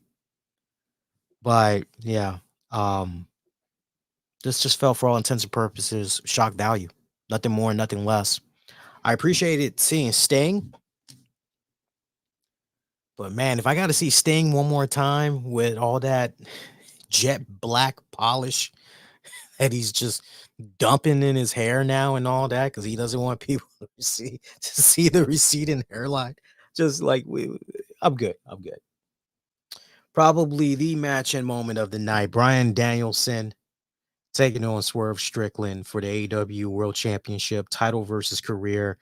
26-minute mark. Bryan Danielson becoming the new AEW World Heavyweight Champion. I talked about this on social media earlier in the day as soon as I was done watching the pay-per-view, and I let it be known that I felt very conflicted with what I was seeing. Matter of fact, I can pull for you guys the exact tweet that I put out there. See here. I said I finished the pay-per-view.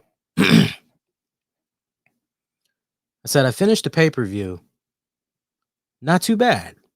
But to see Bryan Danielson as the AEW World Champion, the new AEW World Champion, I don't know how I feel about that.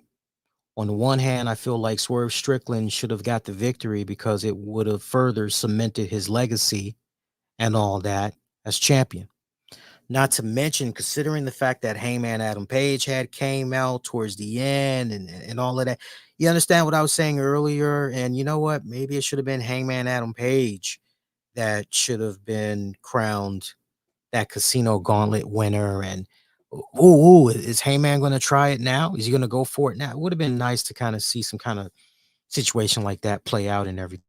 Going back to my post on Swerve Strickland should have got the victory because it would have further cemented his legacy and all that as champion. But at the same time, I look at Danielson winning as Tony Khan's love song and appreciation for Danielson before Danielson gets ready to hang it up. All of what I just said, if you are a Swerve Strickland fan and or a Bryan Danielson fan, everything that I said in that tweet is true. No matter how you want to look at it, it's definitely true. Yeah, and I still don't know. It's been hours later since that post. I still don't know how to feel about how everything panned out. That's going to make this Wednesday's Dynamite can't miss. Are we going to watch Danielson come out and he's going to retire the championship? And if that happens, then what is there going to be some weird ass tournament for crowning a new AEW World Heavyweight Champion? And if so, what does that mean for Christian Cage? How does he play into the mix? Will he get a bypass into the semifinals, finals because of what he did winning the Casino Gauntlet? Or no, because he won the Casino Gauntlet, that's just a whole separate thing, and he has a certain amount of time to cash in his opportunity at a shot for the AEW World Heavyweight title. There's like so many interesting twists and turns that right down to the point. I know one of the things that was asked about of Bryan Danielson was pretty much what's next and everything. And he was not shedding any light. He pretty much said, hey, look, I'm just trying to enjoy the moment right now. I've never done it in front of my family, particularly in front of my kids. So to have them be able to see me win a world heavyweight championship, like that's all I'm thinking about right now. So I can't wait to see what happens with Wednesday's Dynamite. But I tell you what, it was a damn good feel moment because honestly, and I'm speaking definitely as a Bryan Danielson fan, having watched his career as far back as the ROH days, watching everything with him in WWE coming up, just everything, the entire ride. Can't stress it enough, by the way, because it's one of my favorite wrestler books. If you have not read Bryan Danielson's autobiography, pick it up already. It's good shit. You'll be kicking yourself in the ass going, why didn't I read this years prior? I'm happy to say I read it when it first dropped, and I've read it repeatedly off and on over the years. You know, I love the fact that Bryan Danielson became the AEW World Heavyweight Champion. There's a big part of me that's happy for him, and there's also that part of me that knows Tony Khan truly loves, appreciates, respects the hell out of Bryan Danielson. He has let it be no secret in many interviews that he himself has told his father, Shad Khan, if something happens to me, AEW will be in good hands with Bryan Danielson at the helm. Go with Bryan Danielson. He will be able to take over. He's got it. And that tells you a lot. That tells you so much about the type of man that Bryan Danielson is. For Tony Khan to go out of his way to say that means he trusts that guy big time. That means he has a lot of respect for that man. When all the stuff was going on, just think about it. Just all the drama that we heard going on involving Cody, Brandy Rhodes, CM Punk. Just think about all the stuff that we've heard, and all the stuff that we've continued to hear. And through it all, Bryan Danielson seems to be the one constant factor that always tries to steer the ship being the company, try to steer it in the right direction, especially when it comes to in-person fighting, whatever drama, high school drama crap that's going on there. Danielson is always trying to do his best too. And so many people respect this guy as well. Looking at him winning that world heavyweight title, understanding what's going on with some of the health issues that he's been having, if he really is coming that close to the end of his career and he's getting ready to hang it up, you know what? To be able to win a world championship might not have been in front of his hometown, but the fact that he was able to do so at a Wembley arena where the attendance, what's the attendance number? I think it was 60 something thousand. Let me look at that again. Because I saw a lot of people were going, hey, that's about half what WWE typically does and all that. I don't even see a official, hang on here. I don't even see a attendance number that's given here. Let me try to see if I can type in another way. This is where I want to know what Tony Khan has to say. I want to know about the attendance and all that. Hang on, I might have found something here. Hang on. I might have found something here. So I'm seeing this from 11 hours ago. Looks like this was in a Jim Cornette Reddit forum. I don't know if Jim Cornette officially recognizes this. You guys would have to tell me. But I'm seeing something about the AEW All In 2024 attendance. Why is no one talking about the massive drop off in attendance? Whether you go by official numbers, 83,000 plus, or turnstile numbers, 72,000 plus, this year's event suffered between 20,000 and 30,000 and drop off attendance. I understand 50,000 is still a great house, but that's a lot of butts not in seats.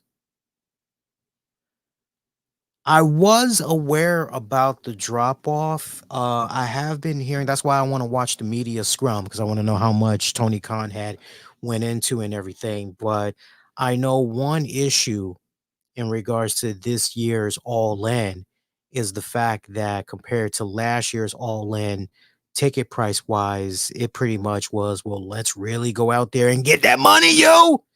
I heard the prices was just through the fucking roof this go round compared to last year. So I'm not making any excuses. I'm just stating if this news is legit, you got to factor that in, is all I'm saying, right?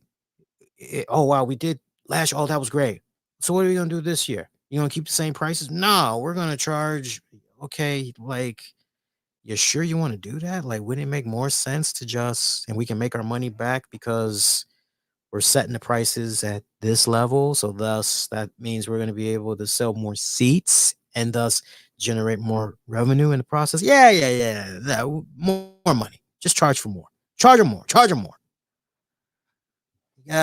You roll the dice. Speaking of which, it looks like next year, August 2025, next year, I think it's August 24th, 2025, we're going to get AEW and New Japan Pro Wrestling Forbidden Door in London.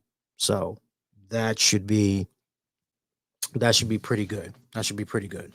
But overall, a scale of 1 to 10, like I said, there's only but a couple of matches that I enjoyed, which we just highlighted here in the review.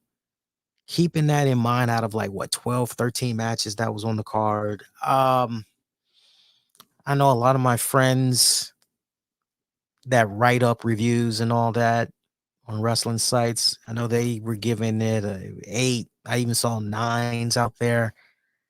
Thinking about the card. I'm on the fence. And I'm looking at the matches one more time. And I'm just strictly thinking about the main card. I'm not even factoring in the 3 matches that was on the pre-show, mind you. I probably would go with definitely one match I could have done without. Yeah, I'm gonna say a C plus. I can't go higher. I can't go lower. I'm gonna go with a C plus. Number scale 1 to 10, 1 being crap, 10 being awesome sauce. Um, I would probably go with hmm, uh God. I want to say 7, but I kind of feel like that's overcharging a little bit. I kind of feel like a 6 and a quarter, maybe 6.5. I'll tell you what, 6.75. That's very specific, right? That's very specific. No, yeah, 6.75 out of 10. I'm not gonna go higher. I'm not gonna go any lower. Good in a lot of areas, but now you guys kind of understand some of the reasons for, hey, I wasn't really feeling what was going on here. This really wasn't, I wasn't really feeling this. And I got to tell you, if they would have gone in a totally different direction and had Swerve Strickland, which I thought that's what was going to happen, if they would have had Swerve Strickland retain, oh, I definitely would have been all fine for it. By the way, nice to hear that Swerve Strickland has inked a new deal with AEW. This new deal is going to see him with the company for many years to come. It's estimated that he's going to be sticking around with the company until at least 2028. I say good. Good. Very, very good. I'm looking at what's going on with my brothers and sisters, specifically in WWE right now. And I'm just kind of going, I don't really know here. We thought Carmelo Hayes was like, kind of sleeping on him at the moment. So a lot of us thought that there's going to be so many good things on the horizon for Bianca Belair and Jay Cargill, and they've drastically, they've, you know, bringing it back it up, back it up, back it up, keep backing up. So it's like, Odyssey Jones, we got to see where that goes. One thing's for certain, he wasn't on WWE Raw this week. I thought that was kind of interesting. Man, we still got what's his face, Obafemi. We still got him. He's still tearing it up there in NXT. Wesley is getting the opportunity to grow substantially as possibly a heel. We'll see where that takes us. Trick Williams definitely has a bright career ahead of him. The only question is, will he get all that and more, kind of similar to what's being done there with Braun Breaker and then some? Only time is going to tell. But, if you're a person of color, more specifically, if you're black, you're looking at some of the stuff that's going on over on the WWE side right now, and you hear a guy like Swerve Strickland ink the new deal with AEW, you're going, well, you know what? He's doing pretty good. Grass is definitely greener over here. Keep rocking. It ain't broke. Don't fix it. Like, keep doing what you're doing until you're proven otherwise. It's a new day. Yes, it is. I hate to say that, but it's just, I don't know.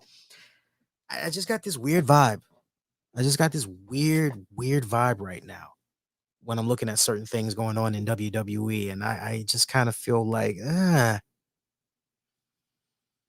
need to keep watching what you guys do over here, because you might be doing all these other things right, but some of these other areas I'm looking at, and I'm not going the race card. I hate to let it be about race, but even I can't help but admit there's some weird shit going on here within reason. Like, there's some weird shit going on here.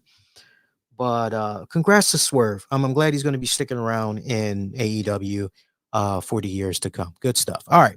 By the way, we did poll you guys, ask you guys, what did you think about AEW All In? I'm looking at what you guys had to say via Twitter at the RCWR show. I'm still calling it Twitter. I know they've changed it to X and all that other, but I love calling it Twitter. All right, let's see what you guys had to say here on the Twitter. Where's my Twitter poll?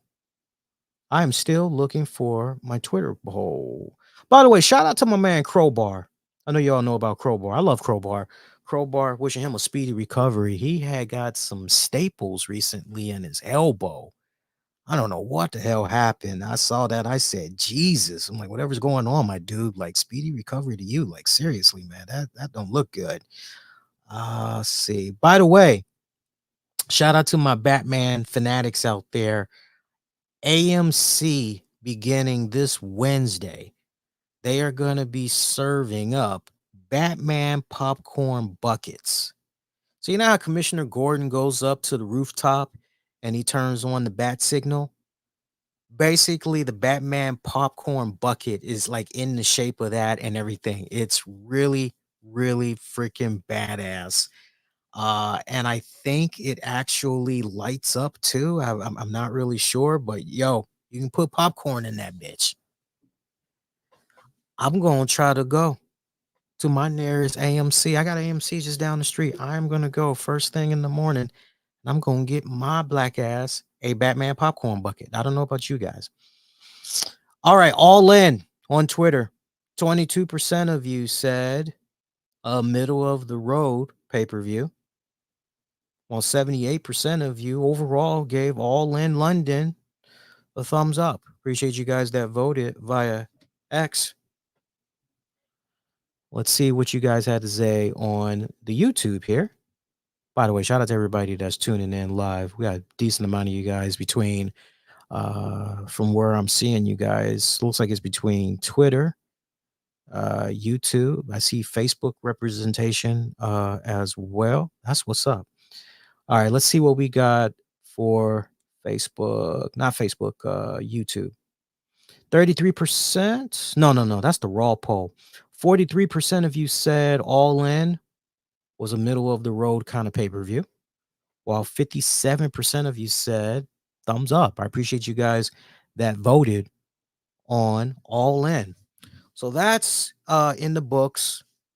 We'll get to WWE Raw in just a hot second. Did you guys see the Jim Rome interview that's running around? I thought it'd be a great thing to talk about because I've got some wrestling stories for you guys, but I'll just share one because it reminded me so much. So, for those of you that aren't even aware what the hell I'm talking about, so context because it's very important. Jim Rome had did a recent interview, and let me see if I can pull up because I can't remember the player's name right now. Let me see if I click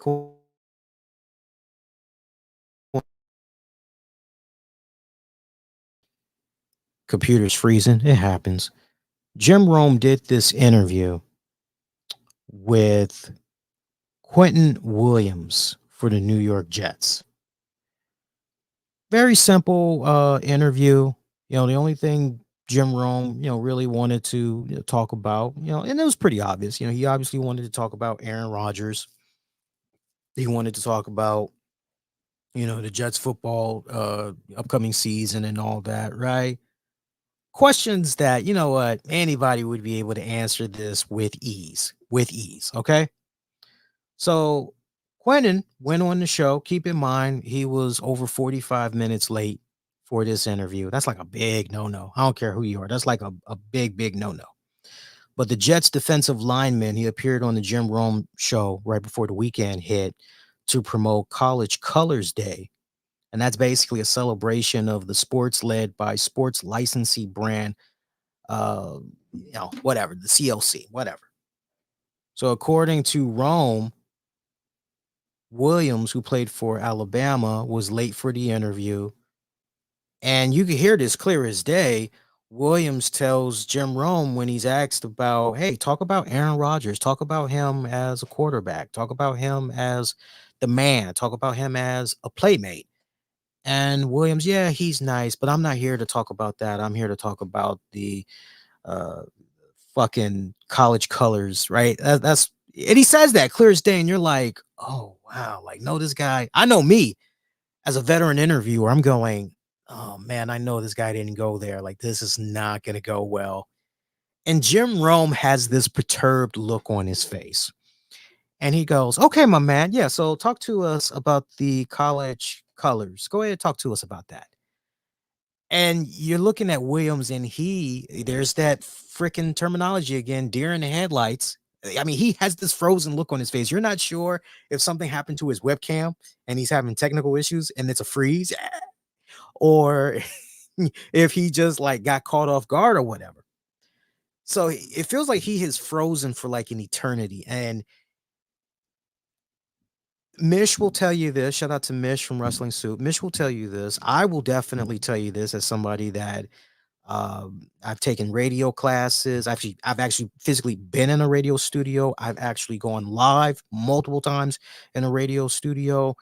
Um, we will tell you the worst sin that can be committed when you're conducting any type of an interview, be it radio or television, is that dead air of silence.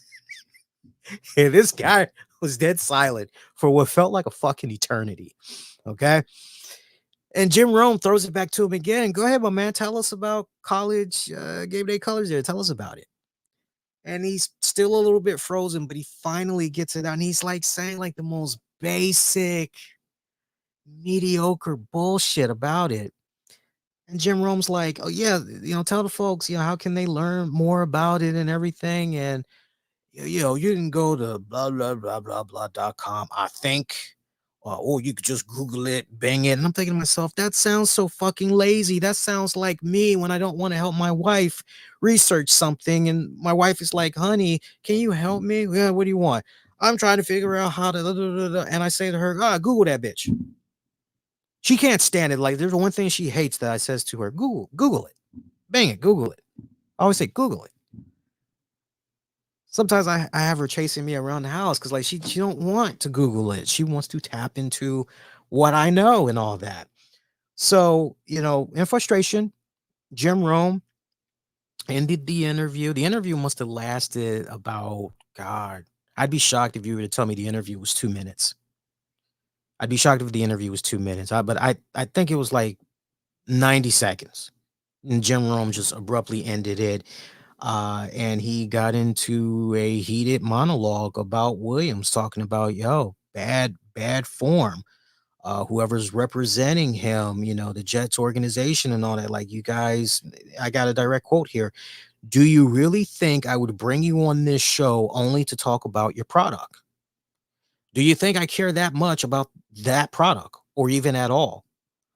Come on and just get a bunch of free advertising that other people pay for.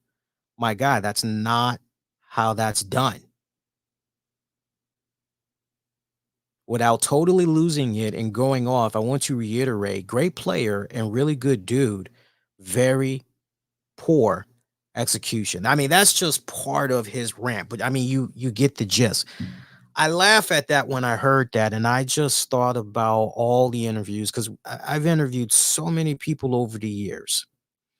And I've gotten to a point now where if I do decide I want to do an interview, whenever I do an interview, I want to legit be excited about that person that I'm interviewing. I want to be excited about what it is that that person that's coming on the show and is promoting. I want to be excited about what they're promoting. Because when I have all of those things working in perfect harmony, it's going to show greatly in that conversation I'm having with them. And when I do these interviews, I like to do these interviews more like a conversation. Everybody teach its own, but I want to do it as if I'm at a bar. I just happen to look over, you're there, my guest is there, and we're having a conversation. That's how I've always tried to conduct these interviews, whatever you want to call it. But when you feel that excitement, that energy, that, oh, hey, this person's excited, XYZ, like it shows and it makes for really good overall content. It makes it memorable as well. Let me tell you something. Because it's easy to, maybe make fun of Jim Rome, poke a little fun at him on the side and all that. And, oh, he's a stuck up. It's easy to do that. But trust me, as somebody that has interviewed many people over the years, I have had some rough ones. I've had some rough ones. I won't mention the person's name because I don't want them being butthurt. But I remember many, many years ago, this probably was in my fourth, possibly fifth year of podcasting. They were a friend of the show. And I think they kind of realized really quick afterwards, yeah, I'm probably not going to be coming back on that show. I can pretty much forget that.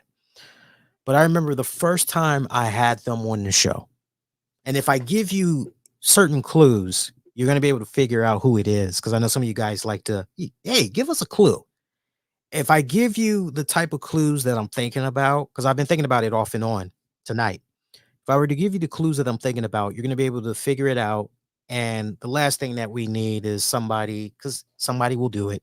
They're going to go run tell that. And I hate people that do that. I really, really do. I despise that because it's like, dude, why you dry snitching like that, yo? Seriously, why you social snitching? Like, seriously. Snitches get stitches. Come on, man. But no, I will tell you this. The first time this person came onto the show, this will be the only clue that I'll give you. When this person came onto the show back in the day, they were part of a panel. Because I remember at the end, it was me, them, and I think one or two other people. And we had like this great roundtable discussion talking all things wrestling, right? But they were really good. This particular guest, they were really good. Yeah, I liked their energy, everything about it was so good that I had them come back a second time. And the second time, it was just more focused, just one-on-one. This was a wrestler. That's the only other clue I'm gonna give you. This was a wrestler. Now, some people might say, no shit, Leah was a wrestler, but no, like a lot of people don't know this. I used to interview all different types of people. I used to interview actors. I remember at one point we interviewed the president slash CEO of a MMA promotion. Like, as far as I know, it's now defunct, but it seemed very promising. back in the day and everything. But no, we interviewed all different types of people. It wasn't just wrestlers. So the second time the wrestler appeared on the show, it was good. One day, like several months later or whatever, this wrestler hits me up and they go, "Hey," I'm like, "Hey, what's up? How you been, bud? What's new?" "Oh, nothing much. I'm injured right now and I'm going through the motions of that." I'm like, yeah, I heard about that. So how long you going to be sidelined for?" "Oh, just a couple of months, probably about 6 at most." Like, okay, all right, well, that's what's up. That's what's up. Sorry to hear what's going on with you. Like, but yeah, definitely speedy recovery to you, man. "Yeah, thanks. I appreciate that. Hey, look, if you'll have me, I'd love to come on to the show." "Oh, bet? Yeah, I'd love to come on to the show." Like, okay, cool. That'd be good. Yeah, we could talk about Monday Night Raw. Oh, there's this thing happening in the headlines. I remember there was a decent amount of stuff that was happening in the headlines for that respective week. And he was like, "Yeah, cool. Yeah, we could talk about that. We could talk about that." Blah, blah, blah, blah. And normally when I have a guest come onto the show, I'll usually say to them, "Hey," like right before we do the show, "Hey, is there anything you don't want to talk about? Is there something that maybe you don't feel comfortable, you don't want it being brought up?" And once in a while, I'll get, "Yeah, let's not talk about," "Yeah, bet. Okay, cool. Got you." Other times I'll go, "No, we can talk about anything. Matter of fact, yo, I want to talk about," like, I remember we used to interview a couple of times Luke Hawks. Luke, I'm telling you, especially for any aspiring podcaster, Luke Hawks, if you're willing to invest the time and you can work with him and his schedule and all that, because he can be very busy. Remember, he's got his own promotion going on and all that, the Wildcat promotion. He can be a pretty busy guy and everything, especially if he's also doing dates on top of that, outside dates from that promotion. But Luke Hawks is definitely a guy. I remember one of the times I booked him for the show. He's like, "Lee," it's like, yo, we gotta talk about da da da da da. And I can't remember what it was. I don't know if it was a passing or what. But Luke was like, "Dude, we gotta talk about," like, "Okay, bet, we got it." So we go to the interview, me and this guest. No, it was not Luke Hawks. Luke is Luke is 10 times better when it comes to this person. That I'll tell you this much. If I were to reveal the name to you guys, you'd be like, "Who?" As far as the person I'm thinking of. So we get to the day of the interview, and this all links back to the whole Jim Rome stuff and all that. We get to the interview. We're live and everything. Like, "Hey, yeah, so my guest, blah, blah, blah, blah. Hey, bud, how you doing?" "Okay." That was his energy. "Okay." It wasn't the usual, I didn't get that guy. I got the guy behind the character. And so I'm like, okay, we're off to a rocky start. I'm like, okay, well, let me just jump right into. He said he wanted to talk about Monday Night Raw. Yeah, so hey, we're just a couple of minutes removed from an all-new Monday Night Raw. Blah, blah, blah. What did you think about the show? Well, truth be told, I didn't watch it." "Oh, oh, you didn't? What happened there, bud?" While really what I'm thinking in my head is, dude, that's like that's like a quarter of our show. Like, what the fuck you mean? I'm really thinking what I really wanted to say was that, like, what the fuck you mean? You didn't watch it. Like, that's like almost the main meat and potatoes of the show. The rest is easy. "Oh yeah, I just I didn't get a chance to watch it. So yeah." And I'm literally hearing this. And I'm going, keep in mind, this is live.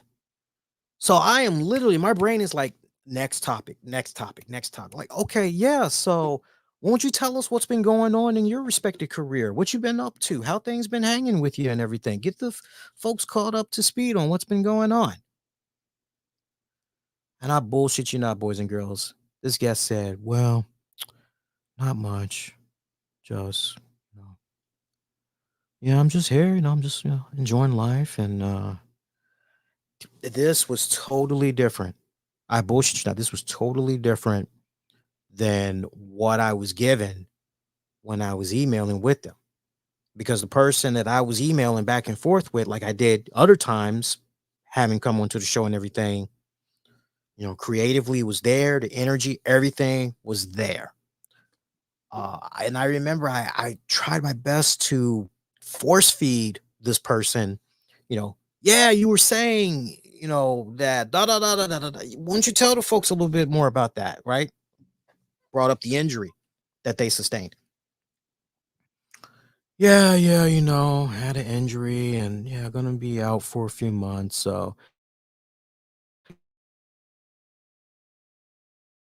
there is no fucking way in hell anybody is gonna be sticking around to listen to this. I would just be better off as a goddamn solo act. Like, ain't nobody gonna be like, and at that point, I decided, okay, you know what? I need to be done with I need to be done with this interview. Because I need to be done with this interview because like originally this person was supposed to be on the show for the entire show. And back then, when I didn't care about time and more youth was on my side back then, God, sometimes I would do 3-hour shows, 4-hour shows back then, especially if I had a guest. It would be nothing but fun though. This interview was over in, God, I think 20 minutes. Once I got a really good idea what to expect, I was like, okay, 20 minutes, like that's definitely it.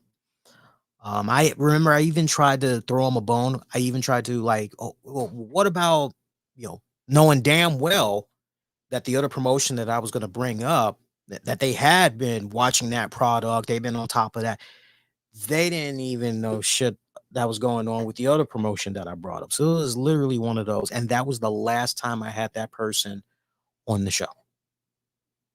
I even gave them an opportunity to promote their social media stuff and how people can stay in contact. If people wanted to hit them up and say, hey, thinking about you, just wanted to send you some love, wish you a speedy recovery. And like they couldn't even get all that shit compiled and at least, yeah, get at me on. They couldn't even at least do that.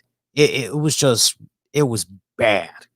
So to hear Jim Rome talk, how he's talking and everything, and I'm gonna peek the curtain a little bit back even more when it comes to stuff like that. Sometimes it's a situation where we could either hit that guest up, whether they're in the entertainment, music, sports athlete, whatever, they're a wrestler, whatever. Sometimes we'll hit them up, we'll introduce ourselves, we'll tell them what we're about, give them stats about the show, certain milestones, certain accomplishments, certain career highlights associated with the show, right? Let them know, hey, any other information you want, like just ask, we're here to help. And then other times we'll get people that will hit us up. There's no better feeling in the world than when you don't have to do the work and motherfuckers hit you up. But the thing is, when those motherfuckers hit you up, like depending on who it is, like I have had public relation companies hit me up and they have gone, hey, how would you like to interview? It's like, oh yeah, bet. Yeah, let's do it. And if I were to tell you some of the names of the people that we came this close to interviewing, but ended up shooting it down because all of a sudden we were given all these restrictions and it was like, you know what, this isn't even, my God, we're just supposed to talk about this one thing, which is the main selling point. Is like, and now you're giving us like, and we're just trying to have a harmless, fun conversation. I'm like, no, no, no, thank you. We're good. Really, we're good. But it is a barter system. That's what I want to establish with you guys. Because I thought that was just my biggest takeaway from that Jim Rome interview. And any podcaster, especially podcaster that has interviewed tons of people, wrestlers and all that, they will tell you it's a barter system. You come onto the show, you know, you that talent, you that celebrity, you that musician, you're the pitch, right? We're talking about your work. We're talking about your latest album. We're talking about that upcoming pay-per-view or TV show where it's a milestone 150th episode or some shit like that. Oh, you're bringing the action to West Virginia in 2 weeks, or We know that there is the main pitch, which is why you're doing this appearance on the show. And those that are really, really good, they know all about that mighty pitch. They know how to make sure the pitch, that's what it's all about. The pitch, the pitch, the pitch, the pitch, the pitch. To the point, anytime I would interview the girls from Women of Wrestling, what do you think the main pitch was? That upcoming episode of Women of Wrestling. If it was Asian Heritage Month or if it was Black History Month, whatever the main pitch was, like, yeah, we're going to get to that pitch, but there's these other things that we're going to be able to talk about around that pitch. And I got to tell you, other than that instance where I had an interview go off the rails, there might have been one other time where I had a guest that was, and we had already laid out, like, okay, because they wanted to know specifically, what was I going to be asking them. And I hate when I get questions like that because it's almost like they want a cheat sheet. And it's like, if you don't have anything to hide, like, why are we? I don't understand. But I remember there was this one guest, they wanted to know all the questions I was going to be asking them. And I said, well, we normally don't really sit down and come up with questions. It's just kind of a, loose conversation, really. But I guess I could sit down and think about, possibly what I'm going to ask you. Sure. And I remember I came up with some questions, and I remember I sent it back to them. Yeah, these questions are fine, but look, we got to make sure that we talk about, and if I bring that up, you're going to know who they are. This was some years back though, but it was something near and dear to them or whatever. And then I remember when it came time for the actual interview, they somehow skipped all my questions, almost similar to what happened here with this Jets player. Like whatever question I was throwing at them, it was like, yeah, more on that later. Let's talk about. They wanted to go right into the pitch. That's what it was. They wanted to go right into the pitch. And I remember saying to them, "Oh yeah, we got plenty of time for that."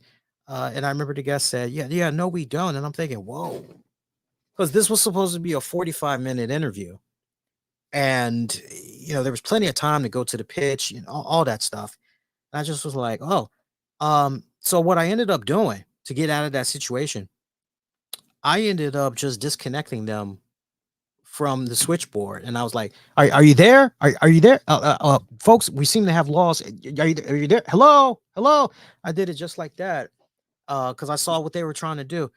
But yeah, it's weird watching a lot of these young players, whether it's basketball, baseball, whatever. It's really weird watching a lot of these players come in and all they're thinking about is the money aspect of it. And look, I get it. I do. But you shouldn't expect, especially when you haven't respectfully paid your dues yet, you shouldn't be expecting to come on to a show. Yeah, we're gonna talk about what I want to talk about. We're gonna like, and that host who already has a financial obligation and responsibility to advertisers, to their respected advertisers. All of that is the undercard so that they can put on top whatever your pitch is and you're not even paying them. Like, yeah, that's not how it goes. That's not how it goes. Like one time I had somebody hit me up. This happened in like as recent as in the past 3 weeks. I had somebody send me an email. And this is an email that I use exclusively. I don't advertise this email. It's an email that I use exclusively for uh, brand endorsements, advertising, product, like strictly for that sole purpose. And I get this guy or girl that hits me up, hey, I'm like, hey, how are you? Okay, how can we help you? Now, this person doesn't know they're talking to me, all right? Because this particular email is monitored by a few people. You know, um, once in a while it's me, and in this occasion it was me. But typically it's wifey or it's a friend of the family that typically will handle it. So after I say, how can we help you? Like, I want you to help put money in my pocket because I want to get paid. Okay, so what's your products and services? Nothing. I'm sorry. I'm just trying to have y'all promote me because I'm trying to get paid. Okay, so what is your products and services? What exactly are you trying to have be promoted? Are you a musician? Are you a chef? Are you a painter? Nah. Okay, so what do you do? Nothing. I'm just trying to get paid. I responded right back. I said, "My friend, what you need is probably a job. Like you need to go fill yourself out a W-2 form and stop fucking faking and get to work already. And if you need more income, then you're gonna need to find a second or a third job. Like that's a you problem. Like we can't help you. All right. So it's kind of one of those, it's kind of one of those deals.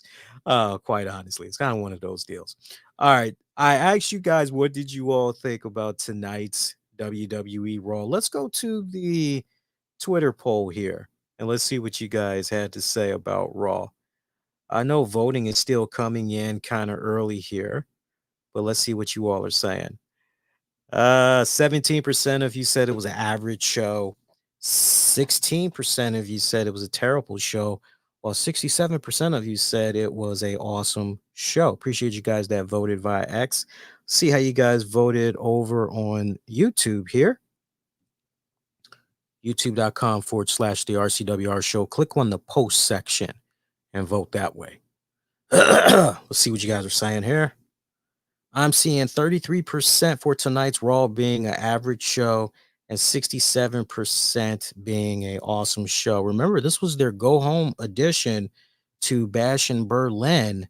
And boy, what a busy weekend it is going to be. I did not realize until I watched tonight's Raw, which, by the way, for those of you that are a little bit concerned about the Raw recap, we're not going to be as long winded as we just were with All In. I mean, they had like infinity matches that we talked about, but I know a lot of you guys wanted to get my thoughts at great length about All In. Raw, we're going to be very quick. We're probably going to be done in about 15 minutes, maybe a little less than that, talking about Raw. Okay. And then we'll maybe talk about one or two other key things and wrap it up for tonight. But,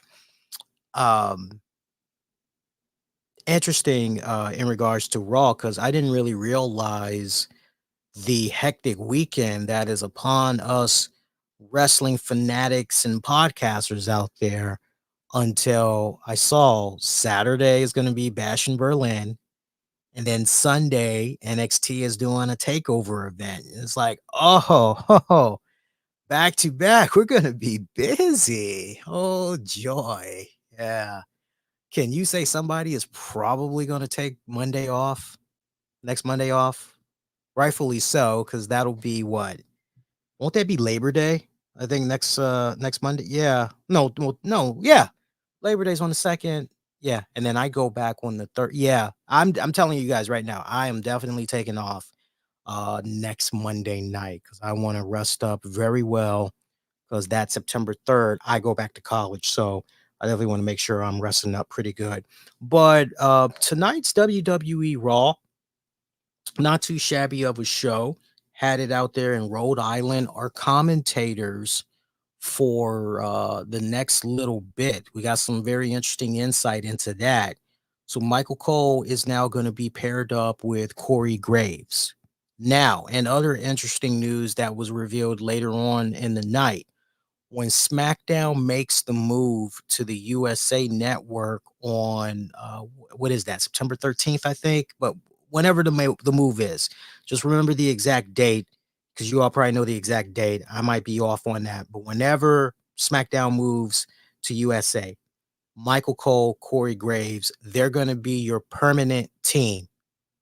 So it's interesting when you really stop and think about it, because when you tune in to the USA Network, you're going to continue to have Michael Cole. And essentially, you're going to continue to have Corey Graves.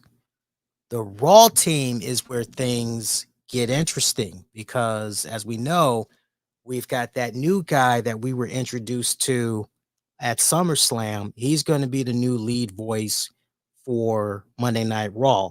I think he's going to do a phenomenal job too, by the way. So I guess it's safe to say he's going to be joined Wade Barrett.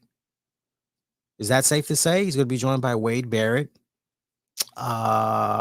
Unless they maybe go in another direction, and on top of Wade Barrett, there's another person that they add into the mix. I mean, your guess is as good as mine, but it's nice to know that Corey Graves, Michael Cole, and they seem to be more looser compared to previous years. I think we're going to be just fine with Michael Cole and Corey Graves and everything. But a nice, fun edition of Monday Night Raw. We got the in-ring debut of Uncle Howdy. Uncle Howdy had faced Chad Gable in the main event match. It was pretty good, I felt, for the most part. Um, one thing that one thing I kept having concern with in regards to the Wyatt Six. Okay, we're seeing all these talking segments. We're getting the introduction of all of these characters, and we see all this theatrics. A great spectacle of an event that occurs each time the Wyatt Six are in the arena.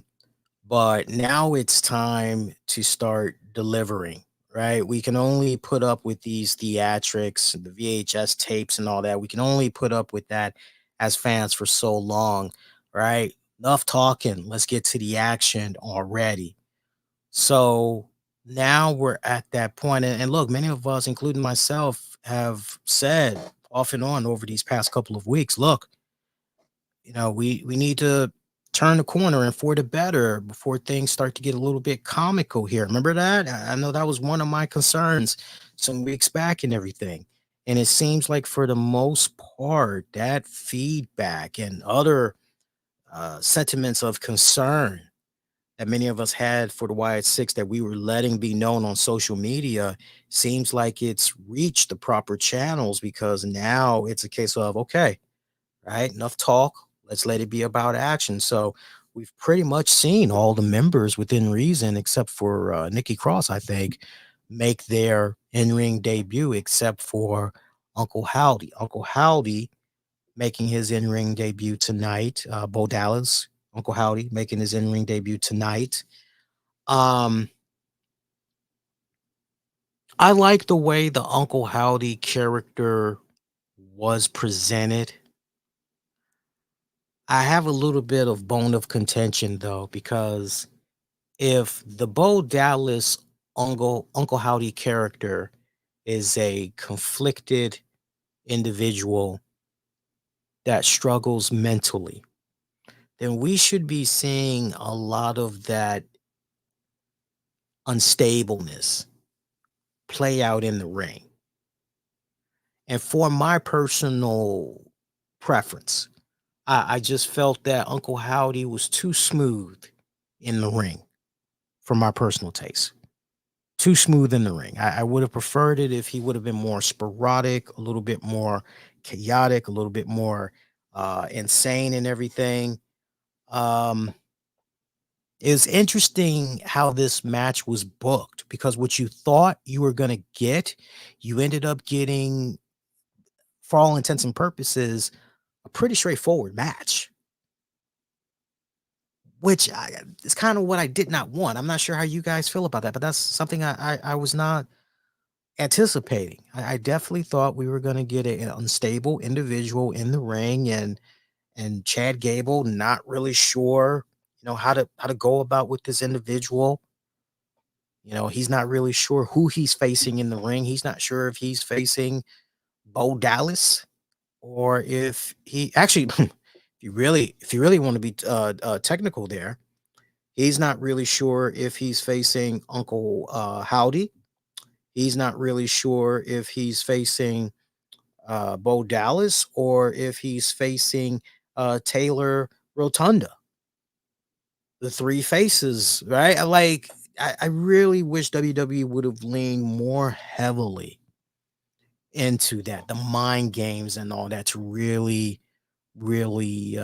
build up the overall Uncle Howdy character. Maybe they will in due time, you know. But as far as just going out there and just having a straight up, pretty straightforward, just right down the middle, nice, good, and bland match. Yeah, okay, whatever, dude. Sure. You want to do that? Sure. I know there's going to be a lot of Wyatt Six fans, Uncle Howdy fans, that's not going to like hearing me say that, but hey, keeping it honest, right? I mean, I got to live up to that motto, keeping it honest. And sometimes that involves telling you guys stuff that you may not want to hear, but you need to hear, quite honestly. Judgment Day defeating the LWO. I was your opener for tonight's Raw. Love the overall presentation there of that new Judgment Day. Their little talking segments there for the Terror Twins, whatever they're calling themselves, Rhea Ripley and I was about to call him Punishment Martinez. I'm drawing a blank. Why am I drawing a Damian Priest? I can't believe I almost drew a blank on my man there. That's just freaking sad. Um, LWO, they're kind of growing on me there. They're growing on me. I like the fact that they're mingling it up there with the Judgment Day. Carlito.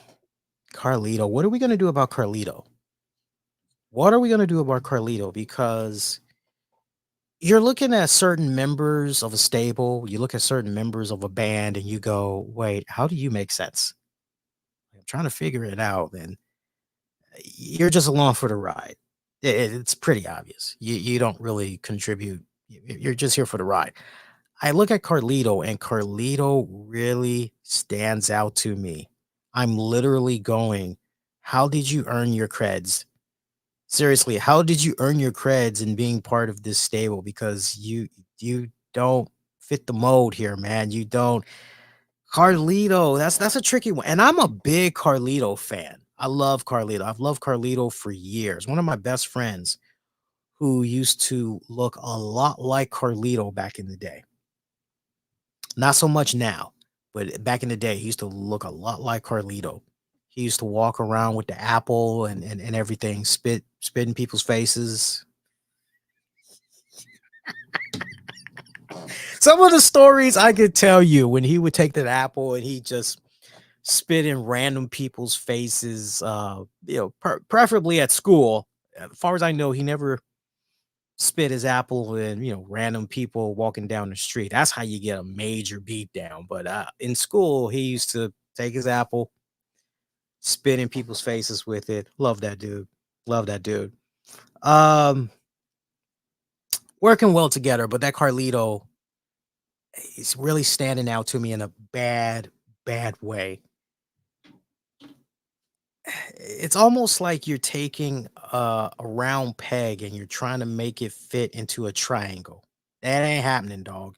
That's what I look at every single time I'm looking at Carlito. Damage Control taking on the Pure Fusion Collective. Damage Control picking up the win. Good match, decent match between both teams. Nothing really spectacular, over the moon. Fly me to the moon and back. Nothing really spectacular here to say. Just a nice, average kind of match for the most part. Where things kind of picked up a little bit in that first hour, though. Drew McIntyre coming out, having some parting words there for CM Punk. I know a lot of people were ripping CM Punk's promo last week. Hey, we're doing this. Hey, this person has cancer. And this person has cancer. And oh, this person had came 10, I would walk 500 miles to see CM Punk. We saw this Mother Teresa version of CM Punk last week. I love that Drew McIntyre went all in, no pun intended, but he went all in on that and was just taking a massive shit on it. I mean, he pretty much, if you want to get technical, he's almost highlighting some of the issues that CM Punk fans have been having with Mr. Voice of the Voiceless, because we're all kicking back. Yo, we know why we fell in love with CM Punk. This guy is the king on the microphone. This guy is king of roasting motherfuckers. And we've yet to see that CM Punk really come to surface and remind us just who the living he is and what made him a household name, what made him such a polarizing figure so many years ago. You know, we're on this honeymoon right now with CM Punk, where, you know, everything is just great. Oh, life couldn't be any better. Oh, I'm back home. Oh, I love you guys. You guys are amazing. Everything is just great. I met you guys recently. Oh, I kissed some of your babies. Oh, yeah. I'm even going,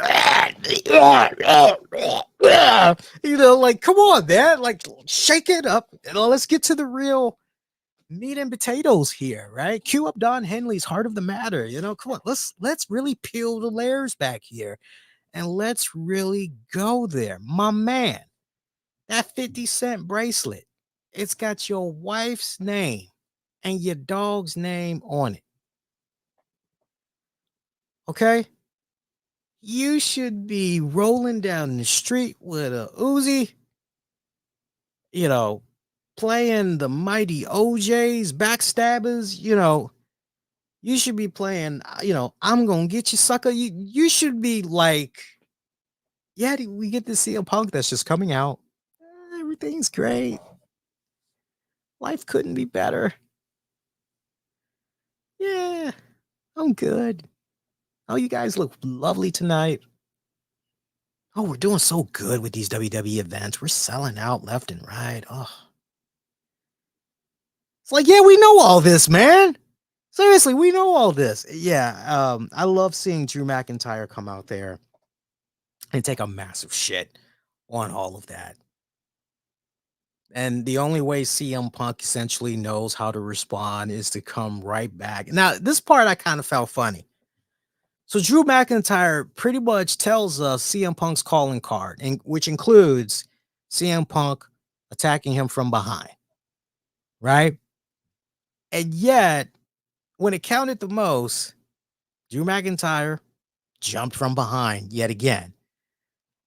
I need to see this, and I don't know how far we're gonna go. I don't know, especially now that Monday into Tuesday, and we're getting ready to go into pay-per-view weekend. I don't know how far things can be pushed here on that personal level. But man, we keep incorporating AJ and we keep incorporating Larry. I would personally love to see this without it becoming comical. I would love to see this hit a level where Drew McIntyre just goes, okay, you want to keep attacking me from behind? Don't want to fight me straight up like a man? That's fine. And you wonder why you can't get this stupid little bracelet back and all that shit, right? I would love to see it get to a point where, since CM Punk wants to make this personal, when are we going to see Drew McIntyre? Okay, well, then let's get personal and maybe show up at CM Punk's little condominium, one of his little condominium homes, preferably the one in Chicago. Pay AJ and Larry a visit. When are we going to see that? Like, I'm waiting. I don't know about you all. I'm waiting patiently to see that go down, because I think at this point, maybe that is what's going to have CM Punk go that diabolical route, right? Because that diabolical CM Punk, particularly that was being paired up with Paul Heyman right before he dipped out for a little bit. Oh, that's the Punk I want to see resurface. That right there. that Punk, that's the Punk that even had my wife going, turn on Raw. I want to know what Punk is going to be doing this week. I got to see what he's going to do. Right? That's what we need to get back to. Like, even my girl is going like, man, this dude's coming off pretty soft. Yeah. I'm like, damn. Oh God. But yeah, the Braun Strowman, Bronson Reed spot, which started off essentially as this nice, just big old, two big, beefy men, right? It's just, I like how it started.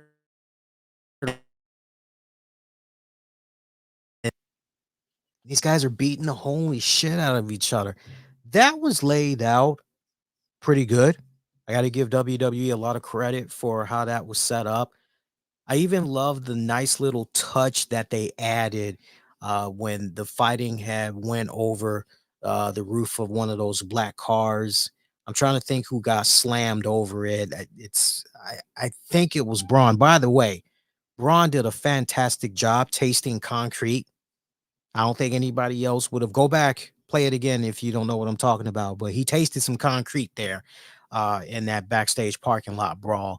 I love that spot though, where one of them got body slammed onto the roof of the car, and the electrical light fixtures, wiring, and all that exploded, and you saw the flickering in the roof of the car. That was a nice little touch. You couldn't have planned that uh, it to go any perfect than how that was laid out. Now, all that in mind, the verdict is still out on Bronson Reed.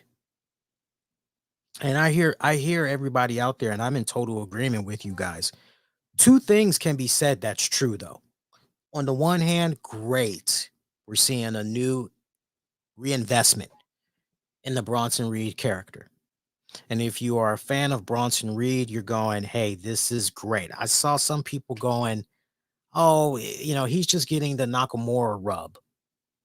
He's just getting the Nakamura rub temporarily until this person comes back, and then he's going to go right back to where he was before. Well, we don't know that as true. And furthermore, that's kind of a disservice to Bronson Reed, because Bronson Reed compared to Nakamura, unfortunately, Nakamura, that's my boy.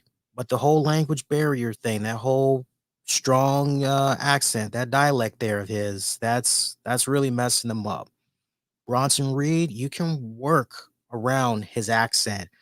And WWE, to their credit, have been working around that accent. You notice they've been having him talk more in a lower tone. They've been having him keep it short and to the point. And Bronson Reed has been doing all of those things. The opponents, the way that they have strung folks up for him, and he's pretty much been taking them out left and right. Great. Right down to the point of what he did with Braun Strowman. And I got to say, nothing was more cooler than seeing retro Bronson Reed, not Bronson Reed, but Braun Strowman. I'm getting the guys mixed up there. Forgive me.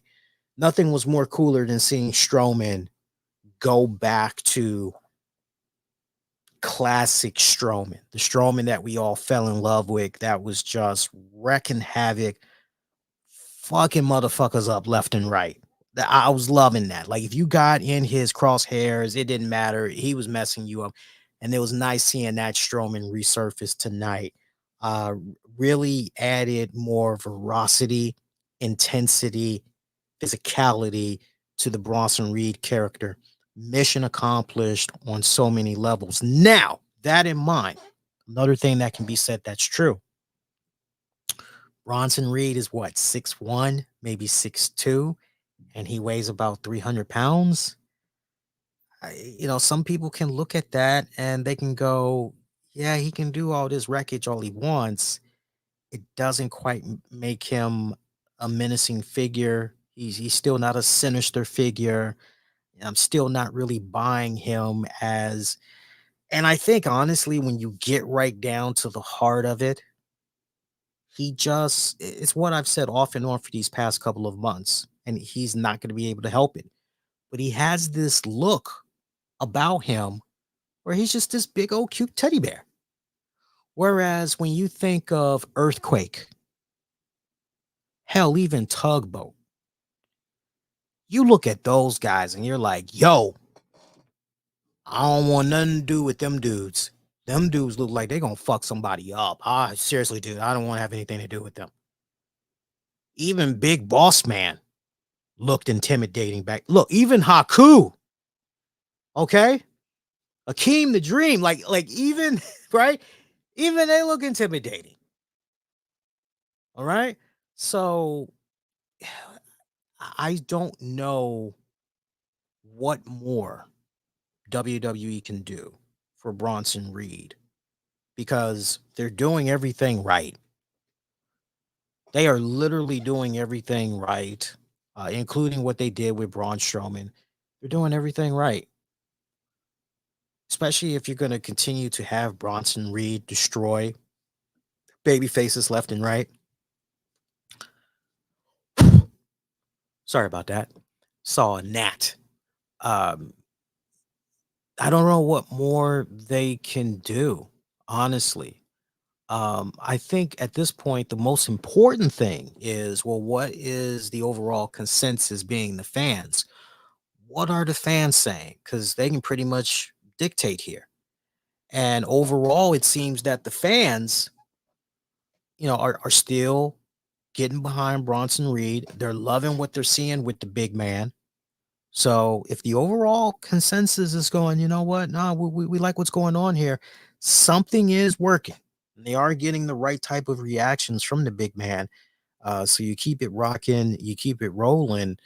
I think that for as long as they continue to operate the way that they're operating, if I could offer one piece of advice to WWE, how they can up the ante even more and really change the perception of Bronson Reed. I think the more physical that you can have this man be, the better.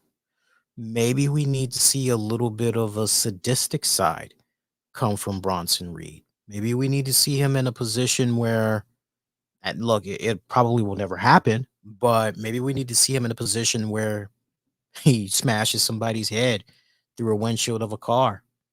Their face is all messed up, it's bloodied up, and he pretty much wipes that blood off their forehead, licks that bad boy in the palm of his hand, like he's eating cake frosting.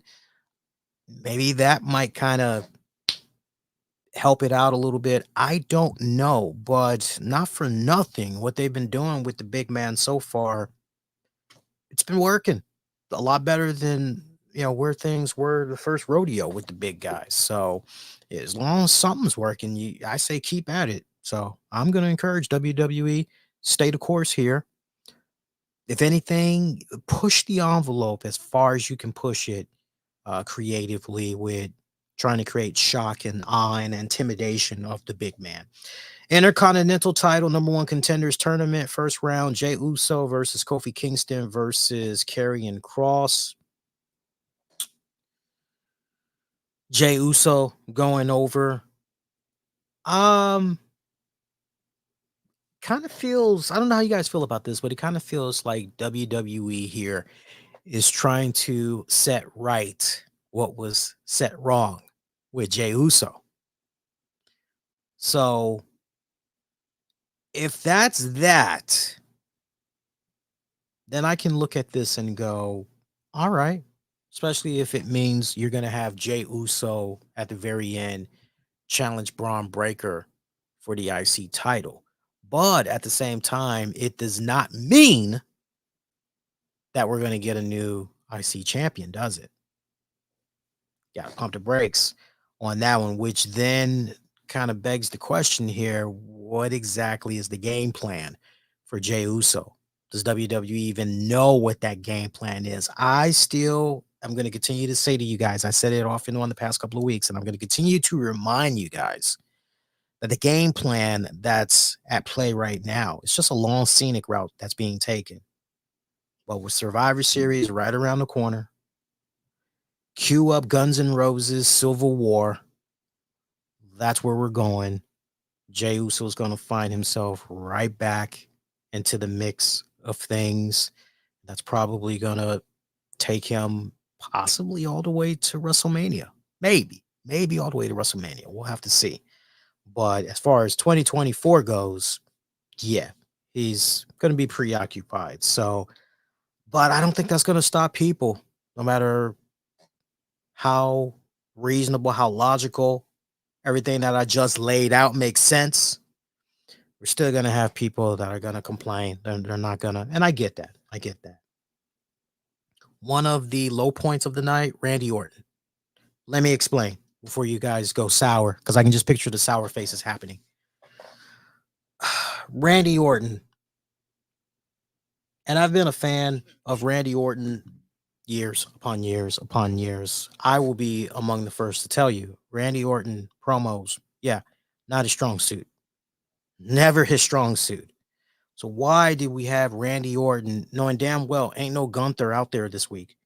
Why did we have Randy Orton in a ring talking for about 15 minutes?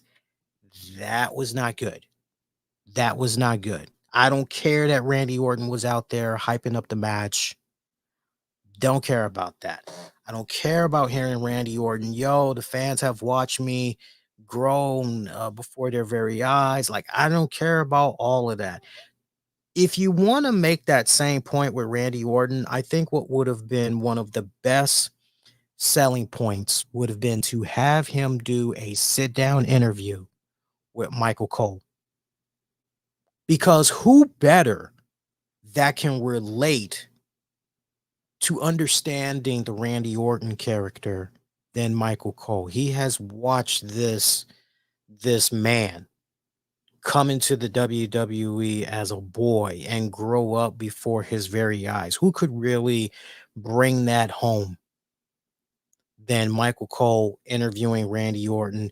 And then the great pre-production work, inserting video images, slides, highlights of Randy's career, going back to the OVW days, all that stuff, bringing up the wellness policy violation, like really leaning heavy into it. And you can lean heavy into it because this guy has grown up. He's changed his ways.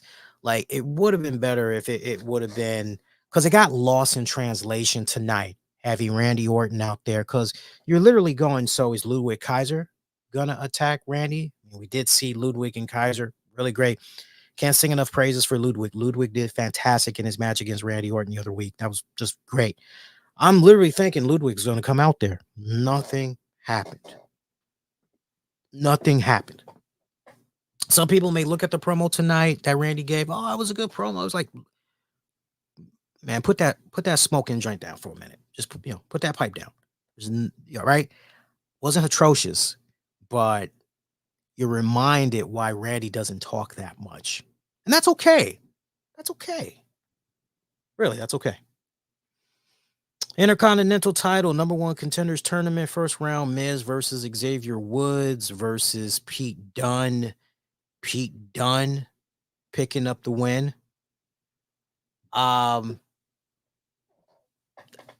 Couple of things here. I like where we're going here with this Intercontinental joint. I like where we're going here with this tournament.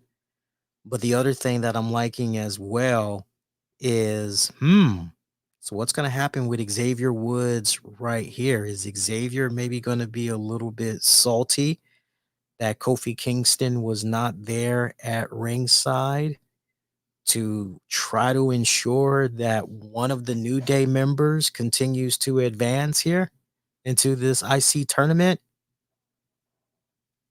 That is a great slow burn cooker that they're doing with Xavier Woods. You've heard me continue to sing the praises of that, but I hope you guys have that in the back of your head. I really, really do hope you guys have that in the back of your head. If you're Xavier Woods, so, wait a minute. If I'm not mistaken, I think I was there in Kofi's corner, and yet he wasn't there in my corner when it counted the most. Huh. I see how it is. Okay. We rolling like that. Okay. Decent show with the tournament stuff. That first hour kind of had a little bit.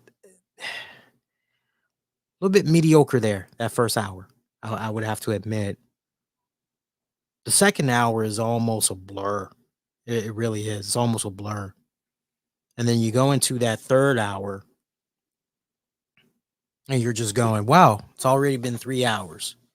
So not bad on any level or anything, but time definitely flew by pretty quick. Again, I'm looking at the matches, and I would have to say, as far as what this stands out to me the most for this week's Raw, I'm not gonna go with Uncle Howdy and Chad Gable. I'm not gonna go with that one. I would actually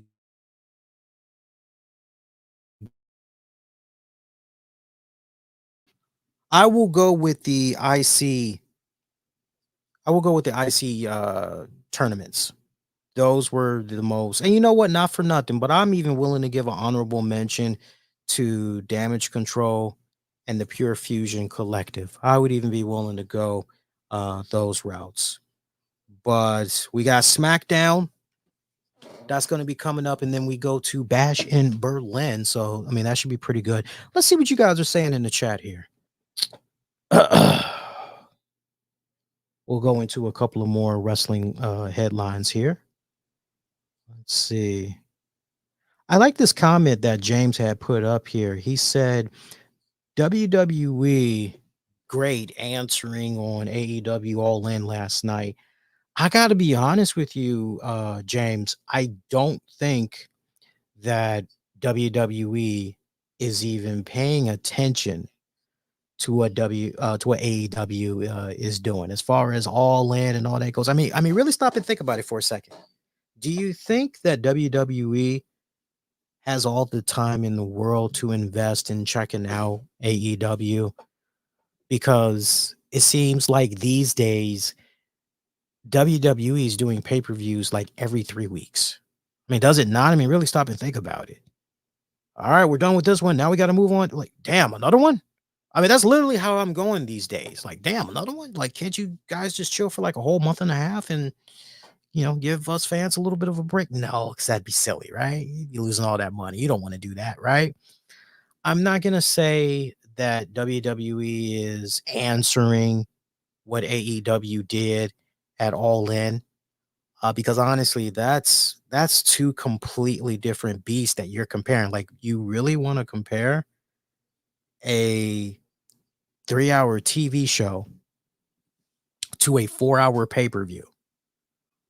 Five, if you want to include everything that went down on 0 hour. No, my friend, two completely different beasts. And let's not forget, many of us would definitely admit to this as well as fans of AEW. We recognize that in regards to AEW All In, that is essentially like their Summer Slam, if you will. Some would say their WrestleMania, but I would say no, more like their Summer Slam per se. Um, Now, if you maybe want to compare SummerSlam to All In, I think that would be a fair discussion for fans to the point. That'd be a great poll. I'll put that poll up. Which was better, All In 2024 or SummerSlam? Very curious how people would vote. I'm very curious how people would vote. Let's see what else we got here. Brian's trying to make a point here from earlier in regards to what he's seeing in WWE and how things are playing out. He's saying every champion in WWE right now, except for LA Knight, are heels. So, what do you all think about that? I mean, do you guys need a refresher as far as WWE champions goes? Because if you all need a recap, I mean, we can go on the WWE website right now and we can look at the superstars and you guys can decide. By the way, I'm so ecstatic. So I ordered the John Cena farewell tour t-shirt weeks back. I think I got it right at the beginning of August. And I got that shirt promptly. I thought it was kind of convenient too that I got that shirt promptly after complaining online. I think I have some friends in WWE. Some friends in WWE in certain places. Because now that I'm thinking about it, I'm just making sure the audio's okay. All right, audio's okay. All right, good. I think you guys will let me know if everything's kind of going off the rails with the audio. I'm remembering back to my Thunderdome days with WWE, and I used to appear as part of the virtual crowd and everything. And it was kind of cool because all of a sudden, like certain things started happening, right? Like I would all of a sudden get invitations to, hey, be part of, this show right here, appear on the next show. And I would get this email when others did not. I remember even one time I had a couple of times actually when I was doing the Thunderdome stuff. Remember, I had one person actually in my ear say, "Hey, can you do us a favor?" I said, "Yeah, sure. What's up?" He's like, "Can you bring to the forefront more whatever your WWE belt is?" I was like, "What, you want me to pull it out of the bag?" Like, "No, you don't need to do that, but just set it up more so that, viewers at home could see it. Bring it more closer to the front here. Like, you can even put it on your shoulder if you want, but just try to have it more set up so fans could see it in the background." I'm like, "Okay, cool." Like even certain stuff like that. Not to mention, not for nothing. I remember when WWE had first introduced the Battleground pay-per-view back in the day. Can't believe I'm saying back in the day because that's the truth. I remember contemplating whether or not I was going to cover that pay-per-view, and somebody at WWE sent me a link. Somebody actually in WWE sent me a link so I could watch the pay-per-view and review it. So, there's some stuff there that's kind of, I might not be on WWE's payroll, but I'm definitely under their radar still all these years later. That's the whole point that I'm making. I mean, we've already got some of our friends that work in WWE or friends of friends that work in WWE. Um, One thing I can say about myself, and I'm kind of patting myself on the back here, I don't exploit those guys. I know some people do, and I don't like. It's one thing if they want, yeah, go ahead, broadcast that you know me or we talk.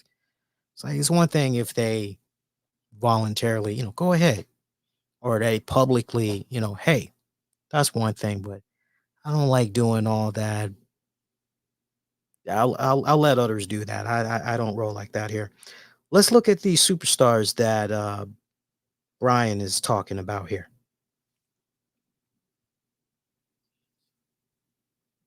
So you mentioned LA Knight, but my man, how you gonna forget about Cody Rhodes? Cody Rhodes is a babyface champion, right? So, but I'm gonna help you out on this one. I'm gonna give me a pen and paper, and I'm gonna help you out here.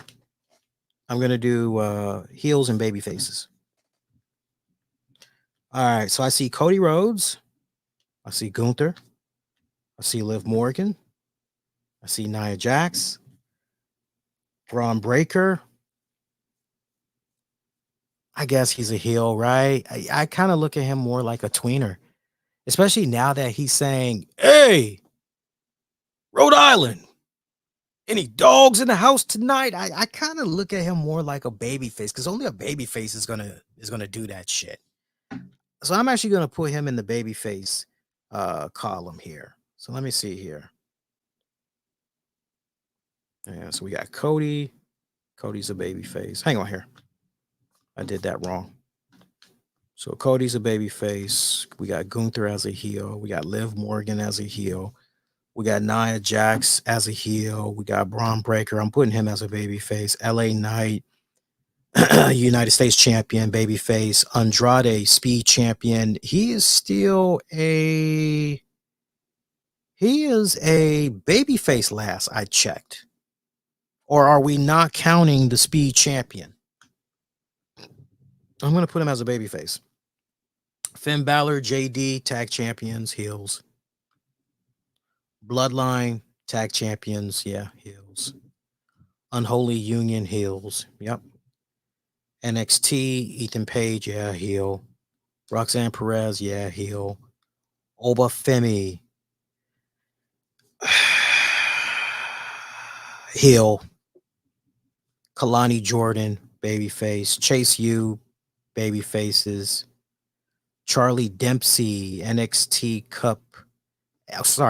Charlie Dempsey, NXT Heritage Cup champion. Those of you that watch your NXT more than I do, is Charlie Dempsey a good guy or a bad guy? Post something in the chat real quick. Help me out. That seems to be all the champions right now. Doesn't look like I'm missing anything. I just need to know what category we're putting Charlie Dempsey in and go from there. Because if Charlie Dempsey is a baby face, then your final tally is going to be 6, 7, 8, 9 baby faces as champions and 5, 6, 7, 8, 9 heels as champions. If Dempsey is a heel, then that's going to be 10 heels, 9 baby faces. So it's a decent balance when it's all said and done. Really stop and think about it. Let's see. Best wrestling of all time. Osprey. Top 2, MJF. Top 3, Danielson. Wait, what are you trying to say here? I'm trying to make best wrestling of all time. Are you trying to say best wrestlers of all time, or are you trying to say what was the best matches from All In? I'm a little confused at that one. Clean that one up. I'll give you some love. Clean that one up and I'll give you some love. Meanwhile, I'm going to assume Charlie Dempsey. Let me see if I can pull up his bio or something real quick here. Is he a good guy or a bad guy? I'm just reading his bio. Backstage interviews, drowned out, Sabotage Gallus. Remember Gallus. Okay, so he's recently declared war on Gallus. I think Gallus is now bad guys. Okay, so I think Dempsey is a good guy. And I'm trying to think back to what I saw recently in NXT. I think he's a good guy. So yeah, you got yourself a nice little balance there between the baby faces and the heels there for all intents and purposes. All right, so let's do this.